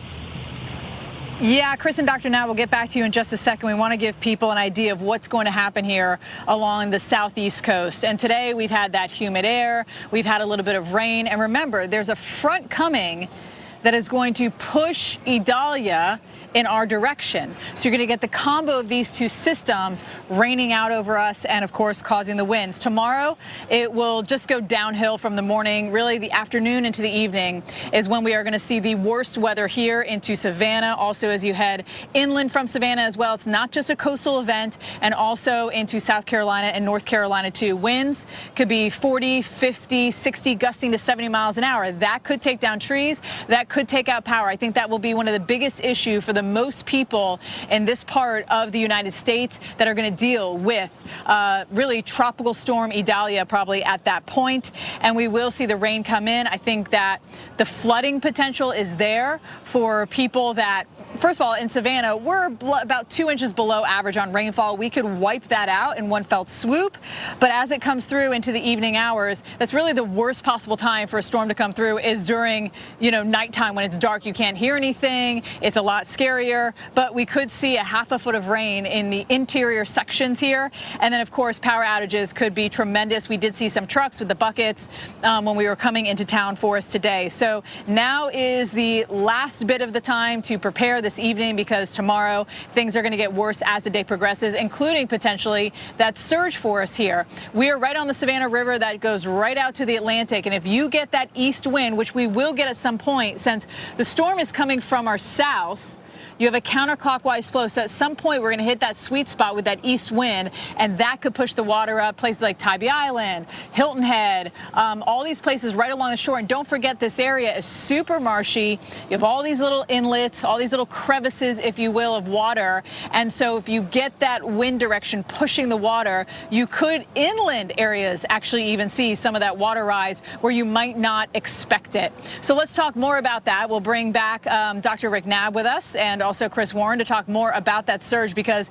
yes, we are hyper-focused on Appalachia Bay. That's where it's going to be, 10, 11, 12, maybe 15 feet. But even places here on the southeast coast, Dr. Knabb, you forget about all the rivers and just the marshy area. That little push of water somewhere miles inland could be like, whoa, why is the water rising here?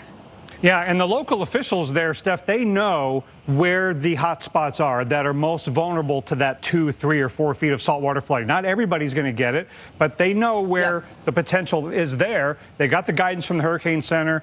They will instruct local residents there on who needs to go, who needs to take what action. But the overall time frame is pretty short. So here's Savannah, and the winds of tropical storm force probably arriving there, midday, early afternoon tomorrow. So it's tonight and the first half of tomorrow at best to get ready, and that means following local officials' instructions and or getting supplies and figuring out where you're going to stay, because Steph and Chris, in both Savannah and Tallahassee, I wouldn't want to stay in a mobile home. That's a dangerous spot, even in a tropical storm, never mind in a hurricane warning zone like Tallahassee. Dr. Knabb, looking from Appalachia Bay all the way up to the Carolinas, somewhere in there, what is the biggest unknown that you wish you knew tonight? I think the biggest unknown is who is going to get the heaviest rainfall and could have some really significant flash flooding. And that doesn't have to be at the coast for that to happen. I think power outages are something a lot of us are going to experience. That, I think, is a more common thing that people are going to deal with. But here is the large area at risk tomorrow morning through tomorrow night into Thursday morning for rain-induced flooding. At the coast, that could combine with saltwater flooding. But, Chris and Steph, it's hard to pinpoint. Everybody's going to get rain out of this in a tropical storm. That's still a hurricane into southern Georgia. But who really gets significant rain-induced flooding, that's hard to pinpoint. So if you're close to a river, if your zone, if your location routinely floods when it rains heavily, you might want to be getting ready to go somewhere else. But everybody's got to stay off the roads, Chris and Steph. Yeah, I mean, that's definitely the way to go. Everyone should really just stay home tomorrow. There's nowhere to go. Everything is going to be shut down. And I just want to talk about the size and the speed of this, Dr. Knabb, because it is a very large system, and it is moving quite fast as well. Yeah, and again, there's good news in that fast forward speed and that it lessens the duration of the rain and the wind. But the bad news is it's going to hold on to a lot of its intensity after it comes ashore in the Appalachia Bay area, Jeff. All right, guys, let's take a look at the big picture on the radar here. And there it is. There's Idalia. And look at the lightning on the northern, what is forming a pretty significant eye wall here, this little yellow banding that you see coming around here. This is getting better and better organized, as Dr. Knapp's been mentioning, as I've watched this over the last couple of hours. Of course, there's the west coast of Florida. Looks like a pretty good band, or bad, depending on your point of view. Spiral band about ready to kind of brush the shoreline here from Tampa all the way down to Naples with some pretty significant lightning. And within that band, you can get some pretty strong winds. But of course, the worst of it is here. And it is headed, up toward Appalachia Bay and the coastal bend there of Florida. As we head a little bit farther to the east toward Miami and Fort Lauderdale earlier, we had some pretty big thunderstorms, but fortunately those have moved out of the vicinity and really things have calmed down here. As we head a little bit farther north, things are pretty quiet for right now. As we head over toward the Cape Canaveral area, no problems there at all. So as we broaden out the view here, there are some pretty heavy thunderstorms headed up toward the Daytona or past the Daytona Beach area, moving right up A1A and 95. And headed up toward the Jacksonville vicinity. And if I can get my weather producer, could we zoom in on that warning there, right there, if you could for me, and we'll let the people know exactly what we're showing here. Again, this is for Clay County here, just outside of the Jacksonville area, just to the southwest of that. Pretty good band of some locally heavy rain. And again, it's within these bands that you can get some pretty strong winds. Now, we're well away from where the center of Idalia is. However, still, we're feeling the effects of it here up along the east coast of Florida. This is out until 8:15. We've seen several of these severe thunderstorm warnings, and it's not out of the question, particularly in some of these bands, that you can actually get some brief tornado spin-ups here as well. Haven't seen that so far late this afternoon into this evening, but that can happen. There is some of the strongest winds probably headed over toward Middleburg, Ridgewood, Hugh, and Maxville as we head on through the next 45 minutes to an hour or so. So we'll continue to monitor this as well as all the rain, which right now is kind of skirting along the central and western areas of the state of Florida. And of course, the hurricane itself offshore, but it is headed right on up toward the coastal bend there and will be there within the next 12 hours. Dr. Knapp? Well, Jeff, we are continuing to monitor Idalia around the clock. And you want to be taking advantage of every way to get the information that we have to offer you. The Weather Channel will stay on top of the threats 24/7 with the TWC streaming app. Here you can find updated alerts for the tropics and for temperatures. Go to streamtwc.com to get it for Roku, Amazon Fire, and Google TV.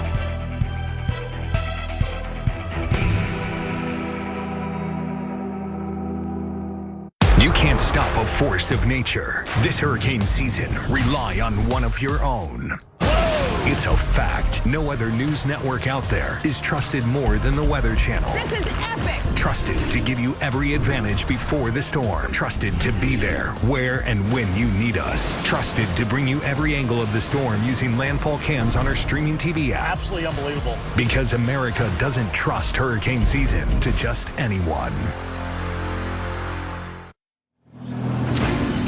And welcome back into the Weather Channel. I'm meteorologist Stephanie Abrams, live in Savannah, Georgia. We are anticipating the worst of it here tomorrow afternoon into the evening hours, where it is most likely going to be a tropical storm, perhaps a Category 1. But points inland from where it will make landfall on the Gulf Coast could actually see a pretty intense hurricane. And one of those places includes Valdosta, Georgia. That is where Justin Michaels is now located at, making a little movement up there. And Justin, have you had a chance? I know you just got into town, so I understand if you haven't, but have you had a chance to talk to anyone? Do they know that this could still be a very intense hurricane over southern Georgia? Well, they certainly do, Steph, and in fact, they're preparing for that. There's a shelter opening up here in Valdosta tomorrow morning at 6 o'clock in the morning. Of course, all city services, school district is shut down. City services, even turning in your parking ticket, is shut down tomorrow. There's no functioning government here tomorrow except emergency services to keep people moving. Now, it's been quite a long time since Valdosta had to deal with a hurricane. In fact, it's been 10 years since Andrea came through here back in 2013. So they might be a little rusty here in this county and in this town about how to manage this, but they are prepared. And in fact, I spoke with the public information officer earlier tonight for the county, and they are absolutely prepared. They're going to be setting up their emergency operations center. In fact, it's already operational, and they'll be fully staffing that for the entire time this storm is on the ground. Now, remember, here in Valdosta, we have a very interesting situation because the eye of this storm is likely going to go right over. So we are going to feel the effects of the eye wall, of course, about an hour and a half inland from the coast. But still, we're going to be feeling those effects, and we're going to get those gusty winds over 60 miles per hour. We're going to get what could be potentially flooding rains here throughout the course of tomorrow. And this is all going to start well before you're waking up tomorrow morning. Around 2, 3 o'clock tomorrow morning is when the first bands are going to start rolling through here. The winds are going to start picking up.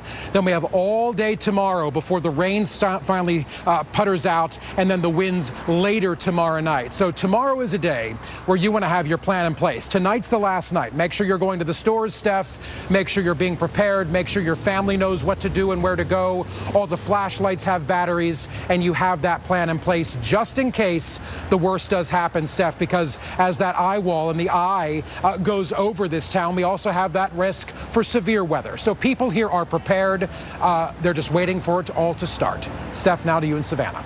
Yeah, and even if you're not getting the worst of the wind from the eye wall, those outer bands, there's actually tornado risk in Florida tonight on the West Coast with those bands coming around, and that will also be the case in the southeast. Let's talk more about those winds with a hurricane expert, Dr. Nab. And Dr. Nab, it does take a minute for these to wind down. They don't just instantaneously hit the land, feel the friction, and just dissipate at all.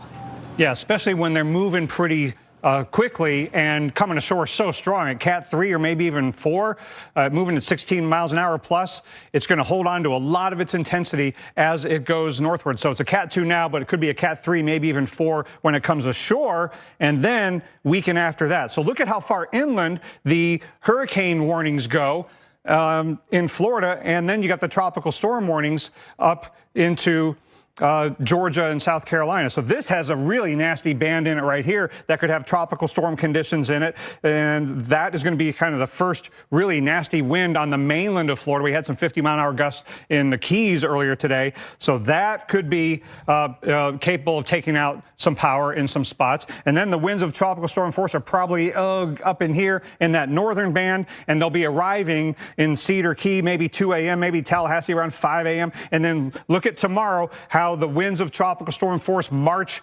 eastward and inland.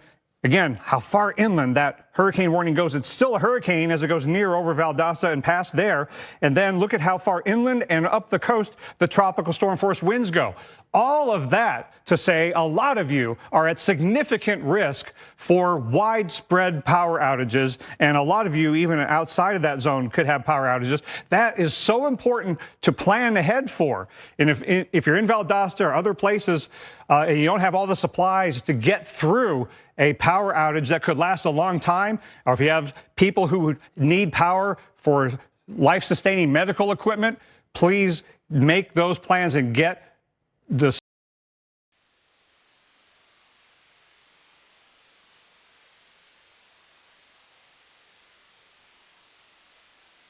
rotation. It's not just about that center, and so we did see some stronger storms into South Florida on the east side of the state. So yes, we are being affected by the system as well with some of these stronger bands, and those outer bands are the ones that do have the potential to produce tornadoes. And we do have that tornadic threat on the west coast of Florida as well, as we do see what looks like a very well-defined system right now, Dr. Nab. It'll be really curious to see what they do at their next update with this system. Yeah, Steph, so let's talk about that a little bit. I want to summarize what could happen on the plus or minus before landfall. 120. Very well-defined system right now, Dr. Nab. Summarize what could happen over the next few hours, including on the 11 p.m. advisory and then up until landfall tomorrow morning. We continue to have the strengthening trend, and when it's all said and done, this will probably have rapidly intensified some more before coming ashore. And it was 100 miles an hour at 5 p.m., 105 at 8 p.m. Could very well end up being 110 miles an hour when we get to the 11 p.m. advisory, and that would be on pace to what the previous forecast had for 115 miles an hour by the time we get to 2 a.m. And then you've still got, 6 hours plus or minus before landfall. 120, 125 or 130 on the doorstep of Cat 4. Those are all distinct possibilities, and that's why the catastrophic storm surge event and the life-threatening storm surge event around that are such significant concerns. And the hurricane warning is already going very far inland because of the fast forward speed and coming ashore near the Cat 3-4 threshold. And those winds of tropical storm force, you got to get your preparations in shelter, evacuated by these times. And that's going to happen late tonight, overnight. Saltwater flooding that we're going to be dealing with. It's not just about all that wind. That's right. In some cities that are along the Atlantic coast, maybe not getting the direct impacts of the hurricane, and I'm standing in one of them, which is Jacksonville virtually here, is going to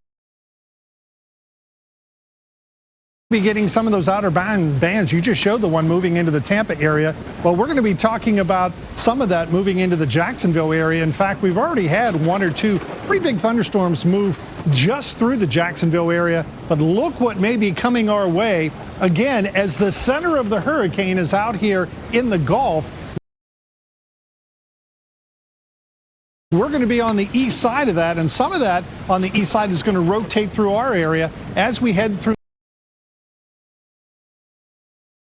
wee hours of the morning and on into about daybreak tomorrow. So Jacksonville, even though you're on the East Coast, you're not out of the woods as far as this system. And then it finally goes by as we head through the afternoon. The winds turn more out of the west and things calm down here in Jacksonville. We've been talking about the storm surge. We've been talking about the gusty winds, but boy, there's going to be a lot of water coming out of this storm. The only saving grace here may be that it's going to be moving fairly quickly. Nonetheless, at least a half a foot of rain where you see this orange shading from the panhandle of Florida all the way up through Georgia. And even in the Jacksonville area, could be a couple of inches. Same deal here around Charleston and Savannah as well. Again, we start to get some of those bands coming through as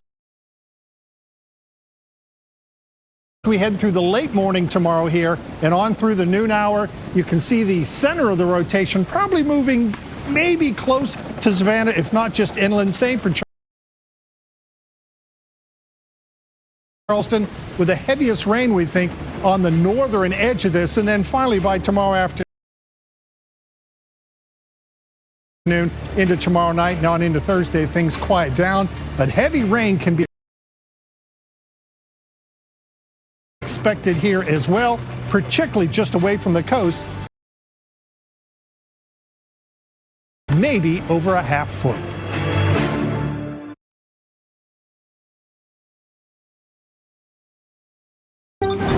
Watch the Weather Channel for ongoing. You could see a bit of flooding too. So it's something we'll be following very closely here in Savannah, and a spot that could have even stronger winds than us is Valdosta, Georgia. And you're thinking, scratch your head. Valdosta, Georgia, isn't that like southern? What?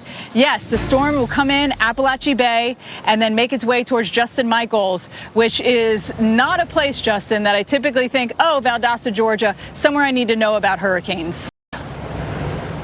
Well, it's kind of an odd thing to have a hurricane warning issued here, Steph. And in fact, it is very possible that the eye wall, the eye of Idalia, will either go over or very close to Valdosta, Georgia tomorrow. So that's why people here need to take caution. They need to be prepared. And because of that, tomorrow, Valdosta city government, except for emergency services, is shut down. It's kind of bearing down. It isn't going to be until tomorrow afternoon that we finally do have that potential for the eye coming close to or over this town of about 60,000 people. But still, whether it's close to, it's nearby, it's right on top of us, doesn't matter. The impacts are going to be very similar. Also remember, not just the hurricane, just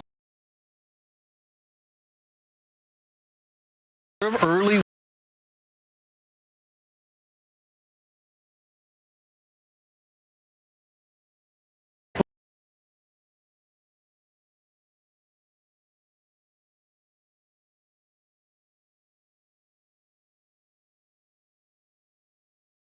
And so we got a chance to speak with the mayor today, the mayor of Charleston, South Carolina, John Tecklenburg, about what the city is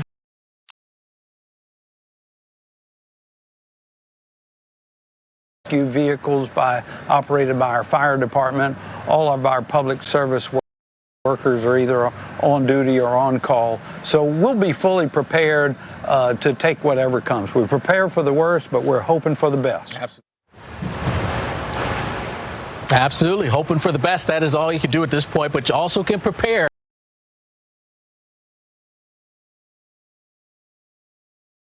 from Idalia, and that could certainly be a problem in and around Charleston. We'll certainly be keeping an eye on it here, of course, along with all the other areas in the path of this, what is now hurricane. We've got you covered.